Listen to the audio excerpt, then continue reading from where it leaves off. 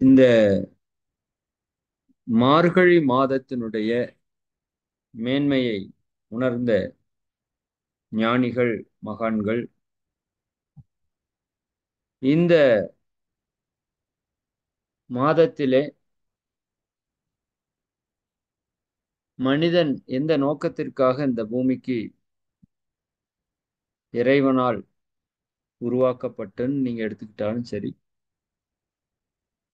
உண்மையான நிலையாகிய இறைவனே அந்த மனிதனாக தன்மாற்றம் பெற்று வந்திருக்கிறானோ, அந்த நிலையை அடைவதற்கான ஒரு காலமாக இந்த மார்கழி மாதத்தை நமது முன்னோர்கள் நிறைய நிறைய அந்த பிரபஞ்சத்தை ஆய்வு செய்து நமக்கு நிறைய திட்டங்களை வகுத்து கொடுத்திருக்கிறார்கள். அப்படிதான் சொல்லணும். மிகச் சரியான திட்டமிடுதல் இந்த மார்கழி மாதத்திலே நடந்திருக்கிறது. நான் அடிக்கடி சொல்றது உண்டு. இந்த மனிதர்கள் தங்களுடைய வாழ்க்கையில நோக்கத்தை மறந்து வேற ஏதாவது செயல்ல செல்வதற்கு வாய்ப்புகள் நிறைய இருக்கிற காலம் வந்துட்டே இருக்கு. இதையெல்லாம் நம்ம முன்னோர்கள் எப்பவோ உணர்ந்திருக்கிறாங்க. அதாவது ஒரு 500 வருடம் கழித்து 1000 வருடம் கழித்து என்ன நடக்கும் என்பதை சித்தர்களால் உணர முடியும். மகான்களால், ஞானிகளால் யூகிக்க முடியும்.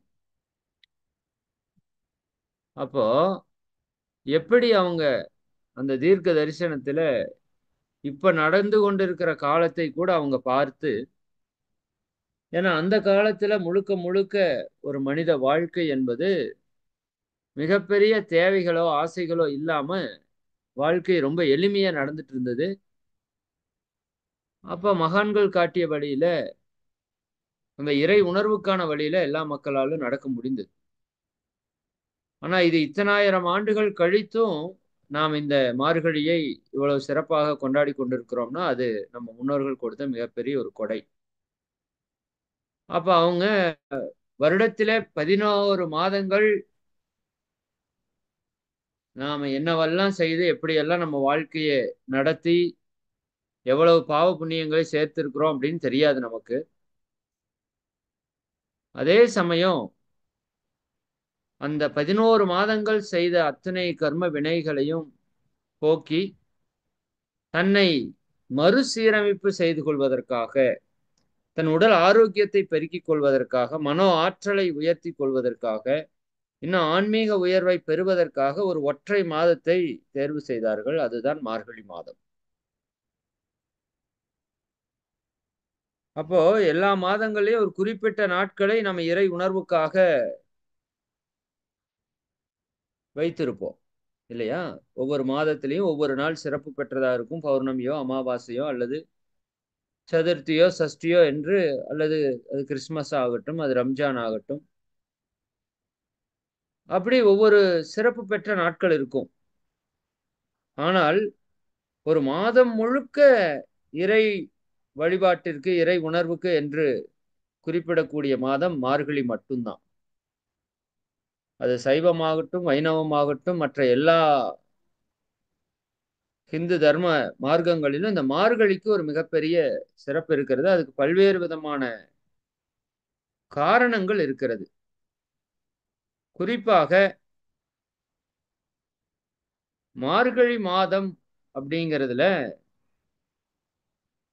இந்த தட்சிணாயன காலம் முடிவடைந்து உத்தராயண காலம் தொடங்குவதற்கு ஆரம்பிக்கிறது.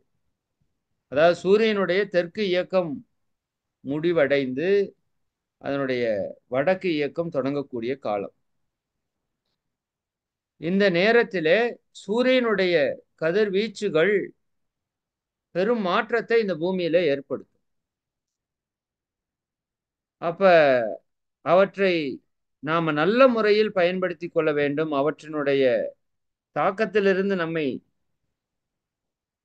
மீட்டெடுத்து கொள்ள வேண்டும் என்ற முறையிலும், இன்னும் மார்கழியில அபரிமிதமான பிரபஞ்ச ஆற்றல் இந்த பூமியில உள்ள இறங்கும். இந்த ரெண்டுமே 2 in 1 நடக்கும். பிரபஞ்ச சக்தி அபரிமிதமா இந்த பூமியில இறங்கும்.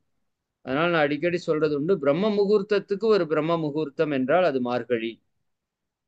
அது சென்ற மார்கழி மாதத்தினுடைய மகத்துவத்திலே நாம் அதை பேசியிருப்போம். இங்க உள்ள இருக்கிற அன்பர்கள் யாராவது அந்த உரையை கேட்காமல் இருந்திருந்தா இன்னைக்கு தான் அந்த வீடியோ வந்திருக்கும். நம்ம எல்லா குரூப்லயும் ஷேர் பண்ணியிருக்கோம். தயவு செய்து நீங்கள் அந்த உரையை ஒரு முறை கேட்டுருங்க. ஏன்னா இன்னைக்கு நம்ம மார்கழி மாதத்துல என்ன செய்ய போறோம் அப்படிங்கிறத பத்தி விளக்கம் தான் உங்களுக்கு ஆழமாக சொல்ல சிந்திச்சு இருக்கிறோம். அந்த மார்கழி மாதத்தினுடைய சிறப்பு என்ன அப்படிங்கிறத இதற்கு முன்றைய சிந்தனை உரையில கொடுத்திருக்கிறோம். அதை தயவு செய்து அன்பர்கள் எல்லாரும் கேளுங்க. அதை கேட்டால்தான் உங்களுக்கு அந்த மார்கழியின் மேல ஒரு உயர்வு பிறக்கும். உயர்வு பிறந்தால் அறிவிலே தெளிவு பிறக்கும். தெளிவு பிறந்தால் நாம் அதை செயல்படுத்துவதற்கான உத்வேகம் வரும். செயல்படுத்திடுவோம். சென்ற வருடம் ஆயிரக்கணக்கான அன்பர்கள் நம்முடைய இறை சாதனை மார்க்கத்திலே இணைந்து இந்த மார்கழி மகா விரதத்தை மிக மிக சிறப்பாக கடைபிடித்தார்கள். எனக்கு ஆச்சரியமா இருந்தது. இவ்வளவு பேர் எப்படி பயிற்சி பெற்றவர்கள், பெறாதவர்கள், புதிய அன்பர்கள் என்று பலரும் பலரும் இந்த தியானத்தை மேற்கொண்டார்கள். அது ஆகப்பெரும் சிறப்பு என்றுதான் சொல்லணும். ஏன்னா இன்னைக்கு ஆன்மீக உலகத்திலே 2 விதமான பக்கத்தை நீங்க பார்க்கலாம். ஒன்று பக்தி மார்க்கம், இன்னொன்று ஞான மார்க்கம். பக்தி மார்க்கம் மிகச்சிறந்த ஒரு வழிபாட்டு முறை. ஆனால் அதை சரியாக புரிந்து கொண்டு நாம் அதை செயல்படுத்தினால் அதைவிட சிறந்த முறை ஒன்றும் இல்லை. ஆனால் அந்த பக்தியோடு ஞானமும் கலக்கும் போதுதான் அந்த பக்தி முழுமை பெறுகிறது. ஞானத்தோடு பக்தியும் கலக்கும் போதுதான் அந்த ஞானமும் முழுமை பெறுகிறது. இரண்டுமே ஒன்றை ஒன்று சார்ந்ததாக வைத்துக் கொள்ளுங்க. சரி, இப்ப இந்த இவ்வளவு சிறப்பு பெற்ற மார்கழி மாதம் அவ்வளவுதான். அந்த ஒற்றை வரியில நான் சொல்லிடுறேன்.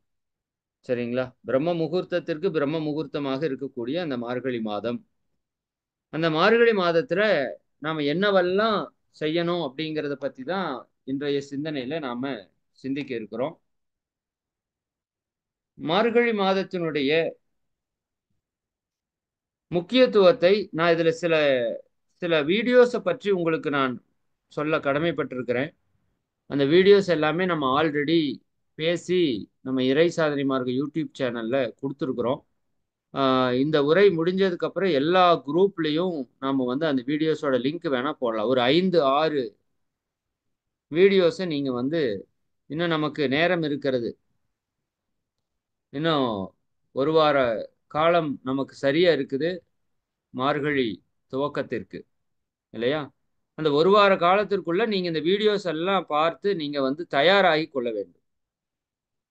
எதற்காக? அந்த மார்கழியை முழுமையாக நீங்கள் பயன்படுத்தி நம்ம வாழ்க்கையில் இருக்கிற எல்லா பிரச்சனைகளையும் போக்குவதற்கான, நம் கர்ம வினைகளை எல்லாம் போக்குவதற்கான செயல்பாட்டில் நம்ம ஈடுபடுவதற்கு.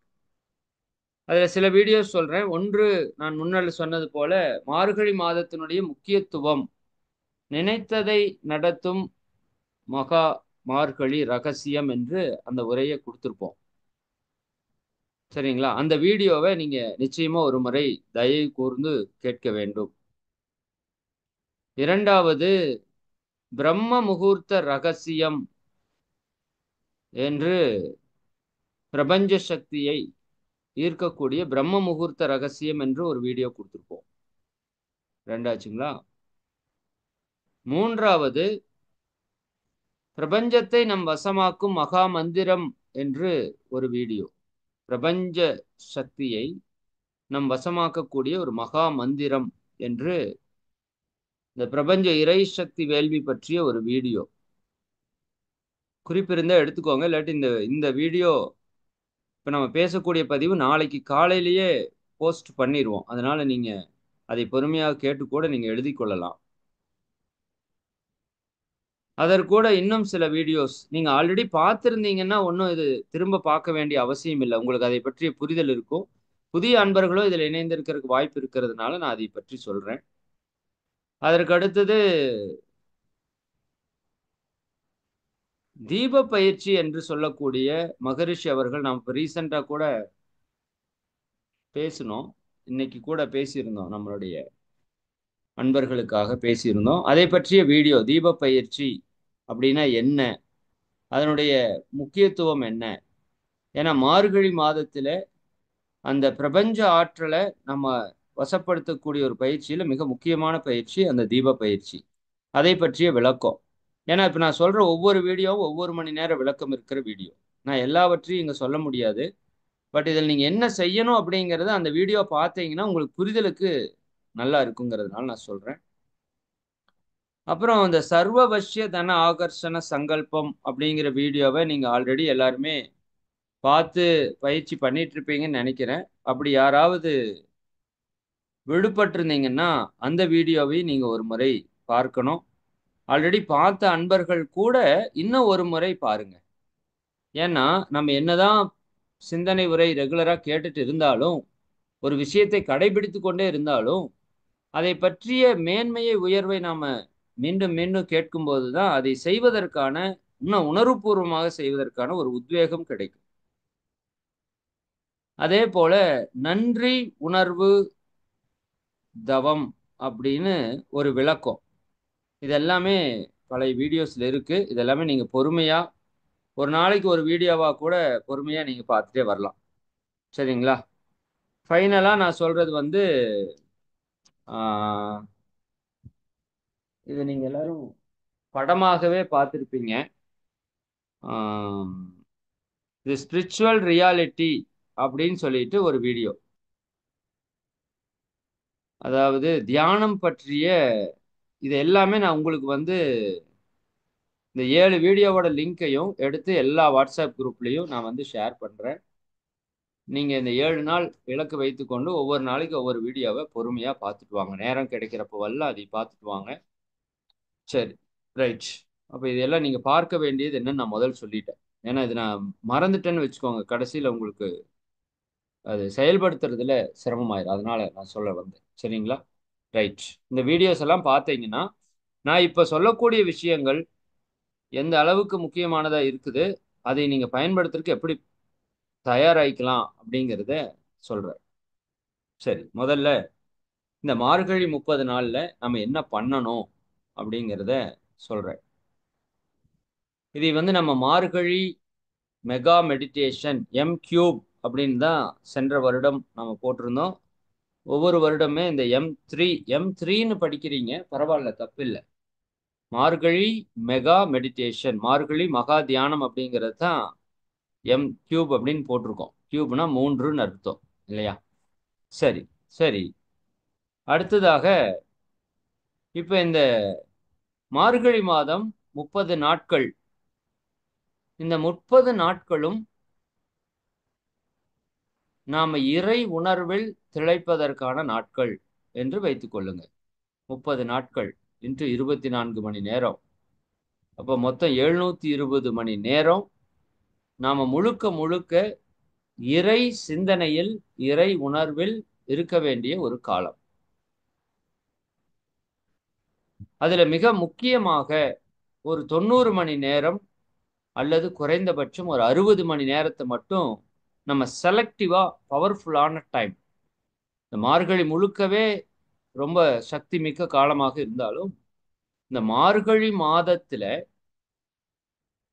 பிரம்ம முகூர்த்த நேரம் அப்படிங்கிறது அந்த 3:40க்கு தொடங்குது. 3:33. அது ஒவ்வொரு சித்தர்களோட கான்செப்ட், மகான்கள்ல ஒவ்வொருத்தவங்க ஒவ்வொரு மாதிரி சொல்றாங்க. 4 மணி டு 6 மணி நீங்க மனசுல வச்சுக்கோங்க. அது உங்களுக்கு எளிமையா இருக்கும். ஆனா நாம இதைய தொடங்குறது 3:30 இருந்தே தொடங்கி இருக்கோம். அதை பற்றி நான் விளக்கம் சொல்லிட்டு வரேன். அந்த காலையில 4 டு 6, அந்த 4 டு 6 நீங்க வந்து 100% பயன்படுத்தினீங்கன்னா அந்த 60 மணி நேரம், அதற்கப்புறம் வரக்கூடிய நம்முடைய 11 மாதங்களையும் நாம சிறப்பாக அமைப்பதற்கான ஒரு அஸ்திவாரமாக இருக்கும். அதனாலதான் எல்லா கோவில்களிலையும் இந்த மார்கழி மாதத்தை மிக சிறப்பாக கொண்டாடுவது வழக்கமாக இருக்குது. சரி, அது வரக்கூடிய டிசம்பர் 16ஆம் தேதி, டிசம்பர் மாதம் 16/12/2024 அன்று மார்கழி முதல் நாள் துவங்குது. ஜனவரி 13ஆம் தேதி மார்கழி 30வது நாள் நிறைவு பெறுகிறது. சரிங்களா? திங்கள்ல தொடங்கி திங்கள்ல நிறைவு பெறும். அது ஒரு பெரிய சிறப்பு தான். சரிங்களா?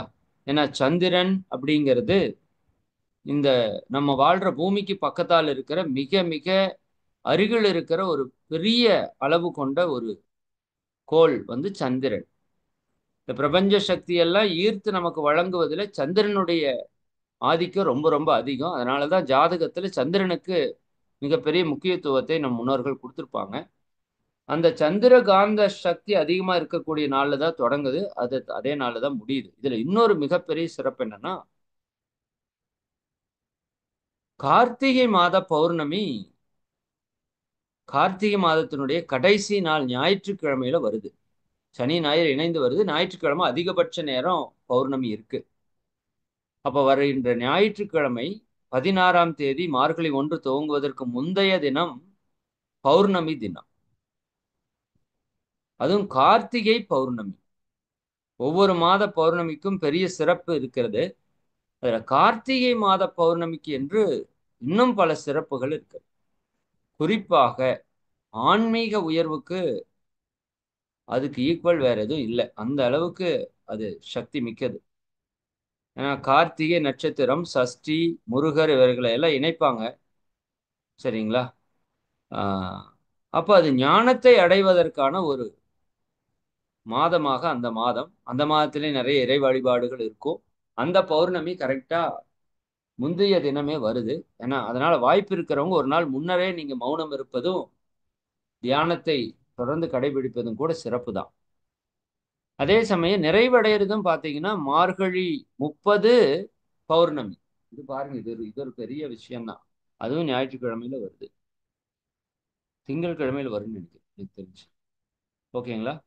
திங்கட்கிழமை வருது. முடிவு நாள், நிறைவு நாள். இந்த போகி பண்டிகை நம்ம கொண்டாடக்கூடிய நாள் பௌர்ணமியிலேயே வருது. இதெல்லாம் பெரிய சிறப்பு. ஏன்னா நடுவுல பௌர்ணமி வந்துருச்சு அப்படின்னா அந்த ஆற்றல் களம் வந்து இறங்கி ஏறுறதுல கொஞ்சம் டைம் எடுக்கும். இல்லாட்டி ஏறி இறங்கும். இந்த தடவை எப்படி வந்திருக்குன்னா கரெக்டா 1ஆம் தேதி தேய்பிறை தொடங்குது மார்கழியில. அந்த 14 நாட்கள் அப்படியே தேய்ந்து தேய்ந்து தேய்ந்து தேய்ந்து அமாவாசை நடுவுல வந்து அமாவாசையிலிருந்து வளர்ந்து வளர்ந்து வளர்ந்து வளர்ந்து மார்கழி 30ல பௌர்ணமி. நிச்சயமா நிறைய பேருக்கு இறையுணர்வு பெறுவதற்கான ஒரு அற்புதமான சூழலை இந்த மாத மார்கழி ஏற்படுத்தும்னு நம்புறோம். நிச்சயமா நம்ம முயற்சி பண்ணுவோம். சரிங்களா? அதனால இதெல்லாமே சிறப்பாக இயற்கை நமக்கு அமைச்சு கொடுத்துருக்குது. இப்ப இயற்கை என்னதான் நமக்கு கொடையாக கொடுத்தாலும் நாம் எந்த அளவுக்கு அதை பயன்படுத்திக்கிறோங்கிறது தான் நம்ம வாழ்க்கையோட சிறப்பு இருக்கு. அதனால எல்லாரும் சிறப்பா பயன்படுத்தி கொள்ளலாம். சரி, இப்போ இதில் நம்ம கடைபிடிக்க வேண்டியதுல நான் முதல் உங்களுக்கு சொல்ல வேண்டியது என்னன்னா, இந்த 30 நாட்களும் எப்படி காலையில 4 to 6 முக்கியமோ அதே போல இரவு 8:30 to 9 மிக மிக முக்கியமான ஒரு காலம். அது ஒரு 1/2 hour வச்சுக்கோங்க. மொத்தமா அது ஒரு 15 மணி நேரம் 30 நாளைக்கு. இது வந்து நாம ரெகுலரா நடத்திட்டு இருக்கிற தற்சோதனை அப்படிங்கிற பயிற்சிக்கான காலம். நான் இது ஏன் முக்கியத்துவமா சொல்றேன் அப்படின்னா, நம்ம அதிகாலை எழும்போதுதான் இந்த பிரபஞ்ச ஆற்றலை, இறை ஆற்றலை நம்ம முழுசா உள்வாங்கிக்க முடியும். பட் அந்த அதிகாலை நம்ம எழுவதுல தான் நமக்கு நிறைய பேருக்கு சிக்கல் இருக்கு. இல்லையா? எல்லாம் மத்தது எல்லாமே நீங்க நல்லா பண்ணிடுறீங்க. பட் அந்த பிரம்ம முகூர்த்தத்துல எந்திரிச்சு இந்த விஷயத்த செயல்படுத்தணுங்கிறது தான் நமக்கு ஒரு பெரிய சேலஞ்சா இருக்கு. இல்லையா? அப்ப அதற்கு சில சங்கல்பங்கள் இருக்கு. அந்த சங்கல்பங்களை நாம் பயன்படுத்தும் போது இந்த உடல் தானாகவே அதிகாலையில் எழுச்சி பெறக்கூடிய அளவுக்கு அதுக்கு என்ன வந்துடும்? ஒரு ஆற்றல் கிடைத்துரும். மனதிலே நாம் கொடுக்கிற சங்கல்பங்கள் உடலிலே செயலுக்கு வந்துடும். அது கூட நம்ம சாந்தி தவமும் இயற்றி தான் அந்த சங்கல்பத்தை இரவு தற்சோதனையில டெய்லியும் பண்ண போறோம். அப்ப அந்த சாந்தி யோகத்தையும் அந்த தற்சோதனையும் அந்த சங்கல்பத்தையும் நீங்க இரவு உள்வாங்கிட்டீங்கன்னா உங்களுடைய இரவு நேர உறக்கம் மிக ஆழ்ந்த உறக்கமாக இருக்கும். அதே சமயம் அதிகாலை எழுவது நீங்க ஆட்டோமேட்டிக்கா எந்திரிச்சிருவீங்க. ஏன்னா காலையில எழுந்திருப்பதில் தான் வெற்றி இருக்கு. பட் அந்த காலையில எந்திரிக்கிறதே இரவு நேரம் நம்ம தூக்கத்துல தான் இருக்கு. இல்லையா? அதனால இந்த மாலை நேரத்துல இரவு நேரத்துல நம்ம 8:30 மணிக்கு செய்யக்கூடிய அந்த தற்சோதனையை நீங்க நிச்சயமா நல்லா பயன்படுத்திக்கணும். அதற்கு முன்னாடி தூங்க போறவங்களா இருந்ததுன்னா ரொம்ப ரொம்ப சிறப்பு. உங்களுக்கு அந்த சங்கல்பத்தை கூட நாம தனியா அனுப்புறோம். நீங்க அந்த சங்கல்பத்தை ரெகுலரா சொல்லிட்டு அதுக்கப்புறம் நீங்க உறக்கத்துக்கு செல்லுங்க. சரிங்க. அந்த சங்கல்பம் நீங்க சொல்லிட்டீங்கனாலே ஆட்டோமேட்டிக்கா நம்ம பாடி என்ன ஆயிரும், இரவு நேரத்துல தானா அது எல்லா செயலையும் பரிபூர்ணமா முடிச்சுட்டு காலையில 3:33ங்கிறப்ப நம்ம உடம்பு டான்னு எந்திரிச்சு உட்காரும். இதெல்லாம் நீங்க நம்ம பழைய அன்பர்கள் எல்லாருக்கும் தெரியும். அது ஆட்டோமேட்டிக்கா நடக்கும். இது இயற்கையினுடைய ஒரு சிஸ்டம். நம்ம உடம்புக்குள்ள இருக்கு. அதை வச்சு நம்ம செய்றோம். அப்ப தற்சோதனை மிக மிக முக்கியம் அப்படிங்கிறத நீங்க மனதில் வைத்துக் கொள்ளுங்க. தற்சோதனை அட்டெண்ட் பண்ணிட்டீங்கனாவே ஆட்டோமேட்டிக்கா நீங்க வந்து காலையில எந்திரிச்சிடலாம். மார்கழியை வெற்றிகரமா முடிச்சிடலாம். சரி. இதுல அடுத்தது பாத்தீங்கன்னா, ஆ இந்த மார்கழி மாதத்துல நிறைய பேர் வந்து தியானம், பயிற்சி இதுக்கெல்லாம் முக்கியத்துவம்னு சொல்றாங்க. நான் அதை விட மிக முக்கியமாக நான் கருதுறது என்ன அப்படின்னு பாத்தீங்கன்னா, 5 அளவு முறையை நம்ம நல்லா கடைபிடிக்கணும்.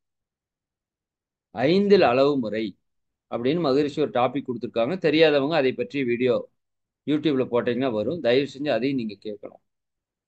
ஒரு 5 விஷயத்துல அளவு முறை நம்ம கடைபிடிச்சோம் அப்படின்னா, நாம இறையுணர்வை பெறுவது மிக மிக எளிது அப்படின்னு மகரிஷி சொல்றாங்க. இறையுணர்வை பெறுவதே எளிதுன்னா, அப்புறம் உடல் ஆரோக்கியம், மன அமைதி எல்லாம் அதை விட எளிது. அப்ப அதுல எது முதல்ல இருக்குது அப்படின்னா உறக்கம். இத பத்தி நம்ம நிறைய பேசியிருக்கோம். நான் அதிக நேரம் பேச விரும்பல. உறக்கம் நிச்சயமாக மார்கழி மாதத்திலே இரவு 9 மணிக்கு இறக்க வேண்டும். அதற்கு முன்னாடி இருந்தாங்கன்னா, நீங்க உண்மையாலுமே கொடுத்து வைத்த ஆன்மாக்கள் என்று சொல்லலாம். 9 மணிக்கு நிச்சயமாக உறங்க வேண்டும். ஏன்னா, நம்ம அதிகாலை 3:30க்கு எழுந்திருக்கிறதுக்கு திட்டமிடுறோம். இல்லையா? 3:33க்கு எந்திரிக்கிறதுக்கு திட்டமிடும்போது, நீங்க இரவு சரியா 9 மணிக்கு உறங்கினால் மட்டுமே ஒரு 6 மணி நேர உறக்கம், 6 1/2 மணி நேர உறக்கத்துல 3:33க்கு எந்திரிச்சீங்கன்னா, உங்க உடல் அற்புதமாக செயல்படும். நெறைய பேர் என்ன பண்றாங்கன்னா, நாம சொன்ன ஆர்வத்துக்காக 3:30க்கு எந்திரிச்சிடுறாங்க.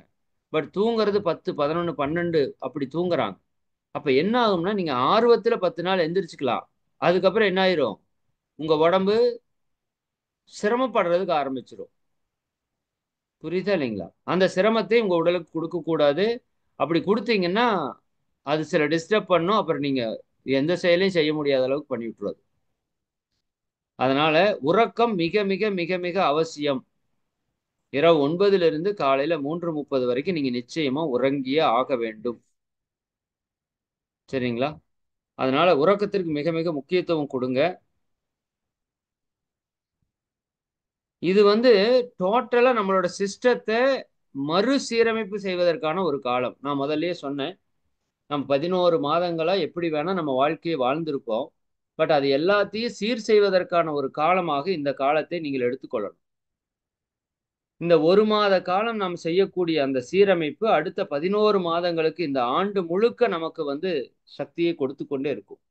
அப்ப நீங்க எவ்வளவு அதான் நான் எப்படி சொல்றேன்னா, இந்த 1 மாசம் நீங்க சம்பாரிச்சா 11 மாசம் நீங்க வேலைக்கே போ வேண்டாம்னா, நீங்க எப்படி அதைய செயல்படுத்தணும்னு பாருங்க. இல்லையா? 1 மாசத்துக்கு நீங்க ஒரு ரூ. 50,000 சம்பாதிக்கிறீங்க அப்படின்னா, இந்த 1 மாதம் மட்டும் நீங்க வேலை செஞ்சா, உங்களுக்கு ஒரு ரூ. 6,00,000 சம்பளம் குடுக்குறாங்க. 6,00,000 அது வாங்கி நீங்க 11 மாசம் ஜாலியா அனுபவிக்கலாம். அப்படின்னா, இந்த 1 மாதத்த நீங்க எவ்வளவு சின்சியரா வொர்க் பண்ணணுங்கிறது தான் இங்க தேவை. அது பொருளாதாரத்துல நான் உதாரணத்துக்கு சொன்னேன். நான் பேசுறது இப்ப அருளாதாரத்துல. இப்ப பிரபஞ்ச இறை சக்தி அபரிமிதமா கொட்டக்கூடிய காலத்திலே, நாம் அதிகாலையில எழுந்து அந்த சக்தியை உள்வாங்கி நமக்குள்ள அதைய சேகரித்து வைத்துக் கொண்டோமானால், அடுத்த 11 மாதங்களுக்கு நம்ம வாழ்க்கைக்கு தேவையான எல்லாவற்றையும் அந்த இறையாற்றல் செய்து கொண்டே இருக்கும். சரிங்களா? அப்ப இதை நீங்க கவனமாக வைத்துக் கொள்ளுங்க. அப்ப தூக்கம் வந்து இதுல ரொம்ப ரொம்ப அவசியம். எதற்காக எத்தன கோடி குடுத்தாலும் தூக்கத்த காம்ப்ரமைஸ் பண்ணாதீங்க. தூக்கம் போச்சுன்னா காலையில எந்திரிக்கிறது போயிரும். காலையில எந்திரிக்கிறது போச்சுன்னா மொத்தமா காலியாயிரும். அதேபோல இரவு நேரத்திலே உங்களுடைய செயல்பாடுகளை சரியாக திட்டமிட்டு அமைத்துக் கொள்ளுங்கள். நேர மேலாண்மை அட்டவணை போடுங்க. இரவு நேரத்தில குறிப்பா 6 மணிக்கு மேல நிச்சயமா உங்களுடைய டைம் ஷெட்யூல் வந்து பெர்ஃபெக்ட்டா இருக்கணும். ஏனோ தானோன்னு இருந்தீங்கன்னா, அடுத்த நாள் நம்மள கவுத்தி விட்டுரும். சரிங்களா? அதனால தான் நான் தற்சோதனைக்கு உட்காருங்கன்னு அவ்வளவு தூரம் ஸ்ட்ராங்கா சொல்றேன். அதையும் நீங்க நல்லா பயன்படுத்திக்கோங்க. 1 அப்போ உறக்கம் என்பது மிக மிக அவசியம். நேர மேலாண்மை அட்டவணை என்பது மிக மிக அவசியம். அதற்கு அடுத்தது உணவு. சரிங்களா? உணவை பொறுத்த வரைக்கும் நம்ம நிறைய பேசியிருக்கோம். உணவுக்கு ஒரு பெரிய பட்டியலே நம்ம போடணும். சரிங்களா? இரவு உணவு முடிந்த வரைக்கும் எளிமையான உணவாக, வாய்ப்பு இருந்தால் இயற்கை உணவாக எடுத்துக்கொள்ளுங்க. சரிங்களா? இரவு நேர உணவு மட்டும் இயற்கை உணவு, பழங்கள், காய்கறிகள் அந்த மாதிரி ஏதாவது நீங்க எடுத்துக்கொள்ளுங்க. குறிப்பா சளி ஏற்படுத்தாத உணவுகள், பழங்களை எடுத்துக்கொள்ளுங்க. பப்பாளி, அன்னாச்சி இதெல்லாம் வந்து கொஞ்சம் வெப்பமாக உடலை வைத்துக் கொள்ளக்கூடிய பழங்கள். வாழைப்பழத்திலேயே நீங்க இந்த பூம்பழம், ஆ பச்சை நாடன் இதெல்லாம் குளிர்ச்சி தர்றது இந்த 2 பழங்களும். இத தவிர்த்து மத்த பழங்கள் எல்லாமே கொஞ்சம் உஷ்ணத்தை கொடுக்கிறது தான். அந்த பழங்களை நீங்க எடுத்துக்கொள்ளலாம். அதுபோல கொஞ்சம் செலக்ட் பண்ணி எடுத்துக்கோங்க. இல்லாட்டி எனக்கு பசி தாங்காது அப்படின்னா, அவல் போன்ற விஷயங்கள கொஞ்சம் நீங்க எடுத்துக்கலாம். முடிஞ்ச வரைக்கும் சமைக்காத உணவ இரவுல எடுத்தீங்க அப்படின்னா, உங்க உடம்பு சீக்கிரமா என்ன ஆயிரும்? ஜீரண சக்தியை செய்து, அது நீங்க முடிஞ்ச வரைக்கும் ஒரு 7 மணி அதிகபட்சம் 7:30 மிக அதிகபட்சம் 8 மணிக்குள்ள இரவு உணவு முடிச்சுக்கிறதுக்கு திட்டமிடணும். அப்ப அடுத்த நாள் காலையில எந்திரிக்கிறது வந்து உங்க உடம்புக்கு ரொம்ப ரொம்ப எளிமையா இருக்கும். இதுல முக்கியமா இன்னொரு விஷயம் என்னன்னா, செல்போனுடைய பயன்பாடு நீங்க எந்த அளவுக்கு சீக்கிரமா அதை குளோஸ் பண்ணிக்க முடியுமோ குளோஸ் பண்ணிக்கோங்க. இரவு 8:30 மணிக்கு செல்போன் எடுக்கிறீங்கன்னா, தற்சோதனைக்கு மட்டும் தான் எடுக்கணும்.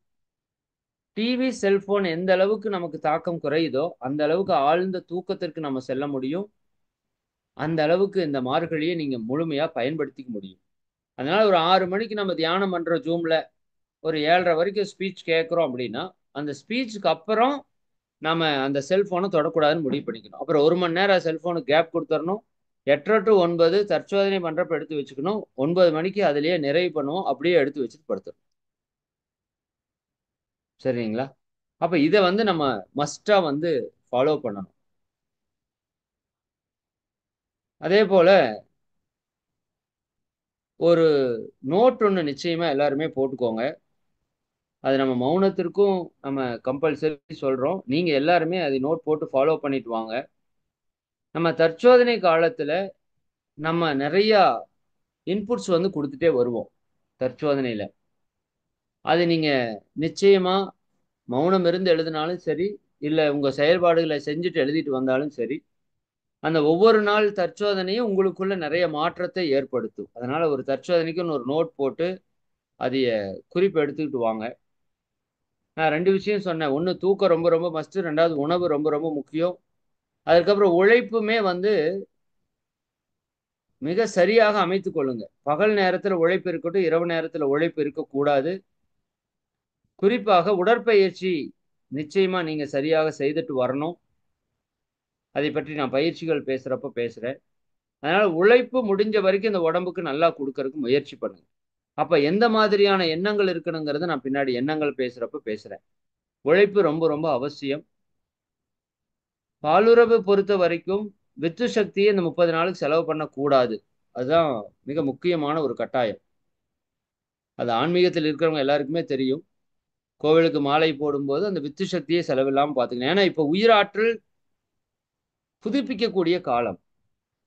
அப்ப அந்த காலத்துல உயிராற்றல் செலவில்லாம இருக்கணும். அதனால தான் இந்த காலங்கள்ல வந்து குழந்தை பேருக்கோ, அல்லது திருமணத்திற்கோ யாரும் முயற்சி பண்ண மாட்டாங்க. எந்த விதமான ஃபங்ஷன்ஸும் இதுல இருக்காது. நீங்க கவனிச்சு பார்த்தா தெரியும். ஏன்னா, அது மண் தன்னை பக்குவப்படுத்திக் கொள்ளக்கூடிய ஒரு காலம். அதற்கப்புறம் விதைய போட்டீங்கன்னா தான், அது வீரியம் மிக்க, ஆற்றல் மிக்க ஒரு மரமாக, செடியாக வளரும். அதனால நம்ம உடல், உயிரை சக்திப்படுத்தக்கூடிய காலமா இருக்கிறதுனால, இந்த உயிராற்றலை விரயமாக்கக் கூடாது. இந்த மாதத்தில. சரிங்களா? ஆனா உங்க குடும்ப சூழல பார்த்துக்கோங்க. 2 பேரும் இதை கடைபிடிக்கிறீங்கன்னா ரொம்ப ரொம்ப சிறப்பு. இல்ல ஒருத்தர் இருந்து ஒருத்தர் இல்ல அப்படின்னா, அதற்காக குடும்பத்திலே பிரச்சனைகள் வராம பார்த்துக் கொள்ளுங்க. அது உங்களுடைய சூழலை பொறுத்து அதைய நீங்க திட்டமிட்டுக் கொள்ளுங்க. அதுல காயகல்ப பயிற்சி உங்களுக்கு ரொம்ப ரொம்ப சப்போர்ட் பண்ணும். அதை நீங்க பயன்படுத்திக்கலாம். சரிங்களா? எண்ணம் இது ரொம்ப ரொம்ப முக்கியம். எண்ணத்தில் அளவு முறை என்பது மிக மிக அவசியம். அப்ப எண்ணம் எப்படி இருக்கணும்னா, எப்பவுமே இறை உணர்வில் இருக்க வேண்டும். 3 உணர்வ நான் அடிக்கடி சொல்லிட்டே இருப்போம். 1 இறை உணர்வு, அடுத்தது நன்றி உணர்வு, 3வது ஆனந்த உணர்வு. இந்த 3 உணர்வுகளும் இந்த மார்கழியில மிக மிக அவசியம். அப்ப எண்ணம் எப்பவுமே இறை சிந்தனையிலே இருக்கணும். பார்க்கிற பொருட்கள் அனைத்தும் இறைதான். பார்க்கின்ற உயிர்கள் அனைத்தும் இறைதான். எல்லா செயல்களும் இறையால் தான் நடந்து கொண்டிருக்கு. எவனொருவன் எல்லா பொருட்களிலும் இணைக்கான வல்லவனோங்கிறது மார்கழியில நம்ம பார்க்கணும். முயற்சி செய்யணும்னு சொல்றேன்.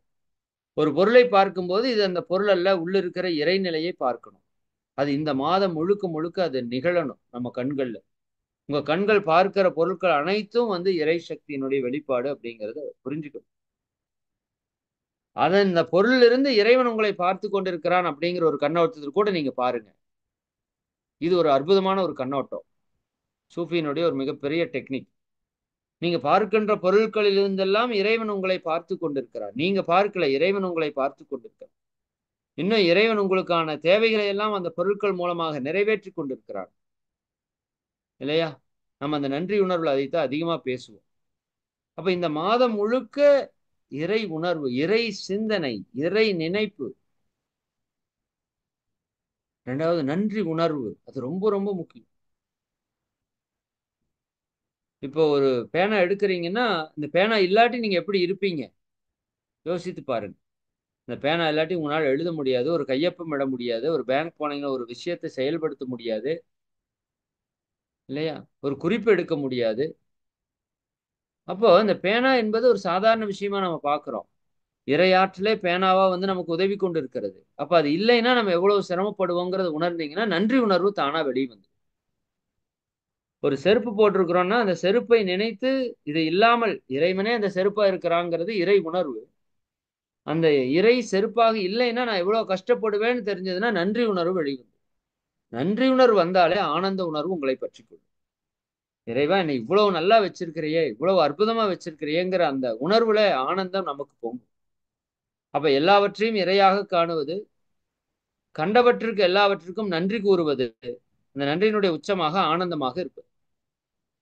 அப்ப எப்பொழுதும் உங்களை மகிழ்ச்சியாக நீங்க வைத்துக் கொள்வதற்கு இது ஒன்றுதான் எனக்கு தெரிஞ்ச ஃபார்முலா. ஏன்னா எப்பவுமே குறையே பேசிக் கொண்டிருக்கிற இந்த மனதிற்கு நீங்க நீங்களா வாலண்டியரா நிறைய கற்றுக் கொடுத்துறீங்க. பார்க்கிறதெல்லாம் இறை ஆற்றல், செய்வதெல்லாம் இறை செயல். அவனின்றி ஓரணுவும் அசையாது. அப்ப அதை நன்றி உணர்வோட பாருங்க. எல்லாமே நன்மைக்கு. All is well.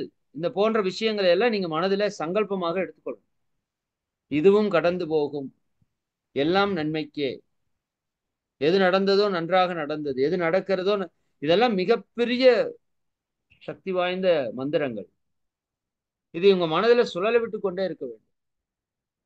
இது விழிப்பு நிலையோடு இருக்கணும். அதுக்கு நம்ம நிறைய தியானங்கள் தொடர்ந்து நம்ம அதுல பண்ண போறோம். அதனால ஆஹ், இந்த 5 விஷயத்தை நீங்க கவனமா வைத்துக் கொள்ளுங்க. இந்த மார்கழி மாதத்துல 100% 5 அளவு முறை கடைபிடிக்கணும். குறிப்பா எண்ணத்துல எப்பவுமே உணர்வு, ஆனந்த உணர்வு, சரிங்களா? மகிழ்ச்சி உணர்வு, சந்தோஷம் எப்பவுமே உங்க மனதில் நிலைத்திருக்கணும். என்ன நடந்தாலும் சரி. அது நடந்ததுன்னா நிச்சயமா என்லைட்மெண்ட், ஞானம் பெறுவது என்பது நிச்சயமா சாத்தியமாகும். நம்ம எல்லாருக்குமே ஒரு மிகப்பெரிய ஒரு வரம். சரி, இப்ப இது முக்கியமா நம்ம பண்ண வேண்டியது என்ன சொன்னோம்? 5 அளவு முறை சரியா கடைபிடிக்கணும். நான் அடுத்தது உங்களுக்கு என்னென்ன டைம்ல நம்ம என்னென்ன பண்ண போறோம், குறிப்பா அந்த காலையில 4 to 6ல என்ன பண்ண போறோம் அப்படிங்கறத உங்களுக்கு சுருக்கமா சொல்லிடுறேன்.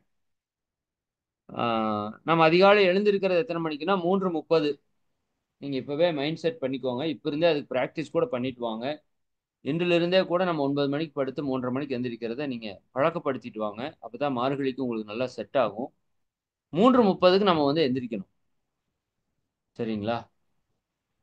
நம்ம 3:33 அப்படின்னு ஒரு செட்டிங் வச்சிருக்கோம். ஏன்னா அது 333 அப்படிங்கிறது ஒரு நம்பர்ல ஒரு பவர்ஃபுல்லான நம்பர். 3:40 என்பதும் ஒரு மிக முக்கியமான ஒரு எண்கள் அப்படியெல்லாம் வச்சுக்கோங்களேன். சரி, அப்ப 3:33க்கு நம்ம நிச்சயமா எழுந்திருக்கிறோம். எழுந்த உடனே நம்ம என்ன செய்யணும் அப்படின்னா, ஃபர்ஸ்ட் செயல், ஏதாவது யூரின் மோஷன் அர்ஜென்ட்டா இருந்தா போயிட்டு வந்துடலாம். அது இல்லை அப்படின்னா முதல் ஒரு 5 நிமிடம் நல்லா புரிஞ்சுக்கோங்க. ஃபர்ஸ்ட் நீங்க கண் விழிக்கிற நேரம் பிரபஞ்ச சக்தி கூட நீங்க கனெக்ஷன்லயே இருக்கிற நேரம். இன்னும் நீங்க முழு விழிப்புக்கு வராம அந்த லோ ஃப்ரீக்வன்சியில் உங்க மைண்ட் இருக்கிற நேரம். அந்த நேரத்தில் நீங்க எந்த செயல் செய்தாலும் அது அப்படியே பிரபஞ்சத்தில் பதிந்து செயலுக்கு வரும். அப்ப அதை நீங்க மிகப்பெரிய புண்ணிய காரியத்தை செய்வதற்கு பயன்படுத்தி கொள்ள வேண்டும். அதனால மகரிஷி அவங்க என்ன சொல்றாங்கன்னா, காலையில் எழுந்த உடனே பெட்ல அப்படியே உட்கார்ந்து கண்களை மூடிய நிலையில இந்த வையகத்தை நினைத்து 9 முறை வாழ்க வையகம், வாழ்க வையகம், வாழ்க வளமுடன் என்று வாழ்த்த வேண்டும். இதற்கு அதிகபட்சம் 1 நிமிடம் ஆகும் எனக்கு தெரிஞ்சு. 1 நிமிஷம் கூட ஆகாது. சரிங்களா? ஏன்னா வாழ்க வையகம், வாழ்க வையகம், வாழ்க வளமுடன் சொல்லப் போறோம். இல்லையா? அது நீங்க 9 முறை சொல்லலாம். குறைந்தபட்சம் 5 முறையாவது சொல்லணும். 5 முறை அல்லது 9 முறை நீங்க அதை சொல்லணும். காலையில் எழுந்த உடனே முதல் வேலை அதுதான். ரெகுலரா நிறைய பேர் 10 முறை சொல்லிட்டு இருப்பீங்க. அப்படி சொன்னாலும் மிக மிக சிறப்பு. சரிங்களா? இப்போ குறைந்தது 5 முறையிலேருந்து 10 முறை நீங்க சொல்லணும். அதிகபட்சம் 1 நிமிஷம் ஆகும். இதை உணர்வு பூர்வமா சொல்லணும். அதான் ரொம்ப ரொம்ப முக்கியம். சும்மா பேருக்காக கடமைக்காக சொல்லாம இந்த வையகத்தை நினைத்து இதில் இருக்கிற எல்லா உயிர்களையும் பஞ்சபூதங்களையும் நினைத்து, ஏன்னா அது எல்லாம் தான் நம்மளை காப்பாத்திட்டு இருக்கு இல்லையா? இந்த பஞ்சபூத சக்தி எல்லா உயிர்களும் தான் நம்மை காப்பாத்திட்டு இருக்கு. அந்த உயிர்களுக்கு ஒரு நன்றி கூறக்கூடிய அளவிலே இது மிகப்பெரிய ஒரு புண்ணிய ஒரு மந்திரம் செயல். இது சாதாரண விஷயமா நினைச்சுக்காதீங்க. இது எல்லாராலையும் சொல்லிட முடியாது. மகரிஷி இதைத்தான் வாழ்நாள் முழுக்க சொல்லிட்டே போனாங்க.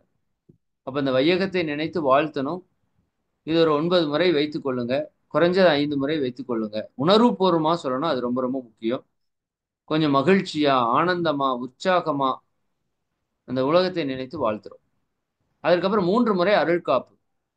நான் எப்பவுமே முதல்லன்னு சொல்லியிருக்கேன். அருள் காப்பு 3 முறை போடும்போது முதல் காப்பு நமக்கும், அடுத்த காப்பு பூமியில் இருக்கிற அத்தனை உயிர்களுக்கும், 3வது காப்பு பிரபஞ்சத்தில் இருக்கிற அத்தனை உயிர்களுக்கும் போடணும். சரிங்களா? முதல் காப்பு உங்களை சுற்றி போட்டுக்கோங்க. 2வது காப்பு இந்த பூமியை சுற்றி நீங்க மனதை விரிச்சீங்கன்னா அந்த அருள் ஆற்றல் அருள் வளையம் பூமி முழுக்க விழுந்துரும். இப்போ பூமியில் இருக்கிற எல்லா உயிர்களுக்கும் நீங்க காப்பு கொடுத்துட்டீங்க. 3வது இந்த பிரபஞ்சம் முழுவதையும் நினைந்து சக்தி காலத்துல பிரபஞ்சத்தின் எல்லை வரைக்கும் விரிந்து நின்று தவம் செய்யறோம் இல்லையா? அந்த அளவுக்கு விரிந்து நின்று மொத்த பிரபஞ்சத்திற்கே காப்பு போடலாம். உங்களால் முடியும். உங்களுக்கு அவ்வளவு ஆற்றல் இருக்குது. அப்ப பிரபஞ்சத்தில் இருக்கிற அத்தனை உயிர்களுக்கும் நீங்க அருள் காப்பு கொடுத்துட்டீங்க. அடுத்ததாக சங்கல்பம் ஒரு 3 முறை. இது எல்லாத்துக்குமே ஒவ்வொரு நிமிஷம் தான் ஆகுங்க. அதிகபட்சம் ஒரு 3 நிமிஷம் நீங்க அங்க டைம் ஸ்பெண்ட் பண்ணணும். சங்கல்பம் அருள் பேராற்றல் கருணையினால் உடல் நலம் நீலாயுள் நிறை செல்வம் உயர்ப்புகழ் மெஞ்ஞானம் ஓங்கி வாழ்வோம் அப்படிங்கிற சங்கல்பத்தை முதல் சங்கல்பம் உங்களுக்கும், அடுத்த சங்கல்பம் பூமியில் இருக்கிற அத்தனை உயிர்களுக்கும். அதுக்குள்ள நீங்களும் வருவீங்க, உங்க குடும்ப உறுப்பினர், சொந்த பந்த நண்பர்கள் எல்லாரும் வந்துருவாங்க. அதற்கு அடுத்தது பிரபஞ்ச உயிர்கள் அனைத்தும் அருட்பேராற்றல் கருணையினால் உடல் நலம் நீலாயுள் நிறை செல்வம் உயர்ப்புகழ் மெஞ்ஞானம் ஓங்கி வாழ்க வளமுடன் வாழ்த்துறீங்க. இந்த 3 விஷயம் தாங்க. சரி, முதல் சரியா இருந்ததுன்னா முற்றிலும் சரியா இருக்குங்கிறதுக்கு இந்த 3 விஷயத்தை நம்ம ஃபாலோ பண்றோம். ஃபர்ஸ்ட் இந்த வையகத்தை நினைத்து வாழ்த்துறோம். அதுக்கப்புறம் அருட்காப்பு 3 முறை. அதுக்கப்புறம் சங்கல்பம் 3 முறை. இதை சொல்லிட்டு தான் எந்திரிக்கிறோம். நான் மறுபடியும் சொல்றேன், யூரின் மோஷன் ஏதாவது அர்ஜென்ட்டா இருந்தா நீங்க எந்திரிச்சு போயிட்டு வந்துட்டு அதுக்கப்புறம் உட்காந்து சொல்லுங்க. தப்பு கிடையாது. அது இல்லை அப்படின்னா தியான நிலையில அப்படியே காலையில் எழுந்தோடனே அமர்ந்து இந்த 2 நிமிஷம் தான் இந்த செயல் வரும். சொல்லிட்டு எந்திரிச்சு பாருங்க. அப்ப இருந்தே உங்களுக்குள்ள பிரபஞ்ச ஆற்றல் ஊடுருவருக்கு ஆரம்பிச்சிடும். சரிங்களா? அதற்கு அடுத்தது ஒரு 3:10 ஆயிடுச்சுன்னு வச்சுக்கோங்களேன். 3:10க்கு குளியல். சாரி, 3:40 ஆயிரும். இதுக்கு ஒரு 5 நிமிஷம் 7 நிமிஷம் வச்சுக்கிட்டாலும் 3:40க்கு குளியல். சரிங்களா? குளிக்கிறப்ப கம்பல்சரி காயகல்பம் பண்ணணும். பச்சை தண்ணீர்ல தான் குளிக்கணும். இதெல்லாம் நீண்ட காலமா நம்ம பேசிட்டு இருக்கிற விஷயம். ரொம்ப தாங்க முடியாத அன்பர்கள், புதிய அன்பர்களா இருந்தீங்கன்னா வெளாவி குளிக்கிற மெத்தடை நான் பேசியிருக்கோம். நிறைய பச்சை தண்ணீர்ல ஒரு துளியூண்டு 1 லிட்டர் 2 லிட்டர் கொதிக்க வைத்த தண்ணீரை ஊற்றி அந்த வெப்பம் இல்லாத அளவுக்கு, குளிர்தன்மை இல்லாத அளவுக்கு விளாவி குளிக்கலாம். அது முழு பலனை கொடுக்காது. பச்சை தண்ணீர்ல குளிக்கிறது தான் மிக மிக மிக மிக சிறப்பு. தலைக்கு தான் குளிக்கணும். தலை குளிச்சுட்டு நல்லா துவட்டிக்கணும். இது ஒவ்வொரு வீடியோவிலையும் நம்ம சொல்லிட்டு இருக்கிறோம். ஏன்னா அதுக்கப்புறம் தலைவலி வந்துருச்சு, தண்ணி கோத்துருச்சு, இந்த மாதிரி கம்ப்ளைண்ட் எல்லாம் பண்ணக்கூடாது. பெண்களா இருந்தா நீங்க 10 நிமிஷத்துல குளிச்சுட்டு வந்துட்டு முடிய ஒரு 5 நிமிஷம் 2 நிமிஷம் ஃபேன்ல வச்சு துவட்டினாலும் நீங்க துவட்டிக்கலாம். சரிங்களா? ஏன்னா இந்த குளியலுக்குள்ள மிகப்பெரிய விஷயம் இருக்கு. அதுலதான் நான் அந்த பிரபஞ்ச சக்தியை ஈர்க்கக்கூடிய விஷயத்துல இந்த குளியலை பற்றி நான் நிறைய பேசியிருக்கிறோம். அதை பற்றி நீங்க சிந்தனையெல்லாம் கேளுங்க. சரிங்களா? குளிக்கிறது வெரி வெரி மஸ்ட். இது பக்தி மார்க்கத்தில் இருக்கிறவங்களே காலையில் 4 மணிக்கு எந்திரிச்சு பச்சை தண்ணி குளிச்சுட்டு கோயிலுக்கு போறாங்க. அதுதான் கான்செப்ட். இப்ப நாம் இதுல வந்து கேள்வி நிறைய கேட்க வேண்டாம். இதற்கான விளக்கம் எல்லாம் நிறைய வீடியோஸ் பேசியிருக்கோம். பின்னாடி நீங்க போய் கேட்டுக்கலாம். பச்சை தண்ணியில குளிக்கணும். குளிக்கிறப்போ காயகல்பம் பண்ணணும்னு சொன்னேன். இப்ப நான் ஒரு சங்கல்பம் சொல்றேன். அதை நீங்க நோட் பண்ணிக்கோங்க. எந்த ஒரு செயல் செய்யும் போதும் இந்த சங்கல்பத்தை நீங்க சொல்லிக்கொண்டே இருக்கணும். அது குளிக்கிறப்பவும் சரி, சாப்பிட்றப்பவும் சரி, சரிங்களா? மற்ற எந்த செயல் செய்யறப்பவும் அந்த பொருளுக்கு நீங்க நன்றி தெரிவிக்கணும். ஏன்னா அந்த நன்றி உணர்வு என்பது இறையுணர்வினுடைய உச்சகட்ட நிலை. சரிங்களா? இப்ப குளிக்கிறப்ப என்ன பண்ணணும்? காயகல்பம் பண்ணிட்டு ஒரு சங்கல்பம். தெய்வீக நீருக்கு நன்றி. இந்த இந்த நீர் எங்கிருந்து உருவாயிருக்குன்னா, இறை ஆற்றலே இந்த நீராக உருவெடுத்திருக்கு. அப்ப இது தெய்வீக சக்தி கொண்ட நீர். உண்மையாலுமே அதுதான்.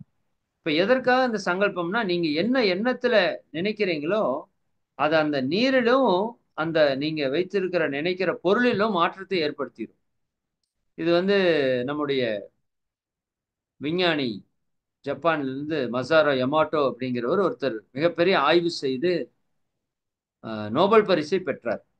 உங்களுடைய எண்ண அலைகள் நீரிலே மிகப்பெரிய தாக்கத்தை ஏற்படுத்துகிறது.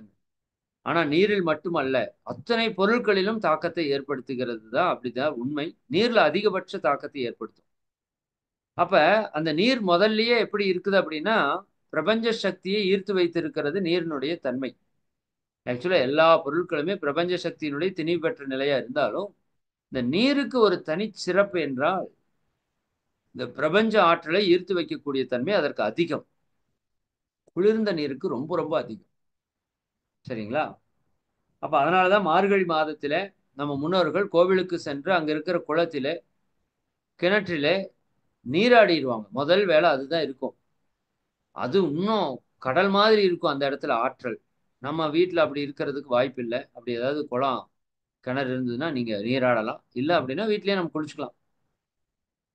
அப்போ அந்த நீரை எடுத்துட்டு தெய்வீக நீருக்கு நன்றி, பிரபஞ்ச சக்தி நீருக்கு நன்றி, இறை சக்தி நீருக்கு நன்றி என்று 3 நன்றிகளை நீங்க இது வந்து நீருக்கு மட்டுமல்ல.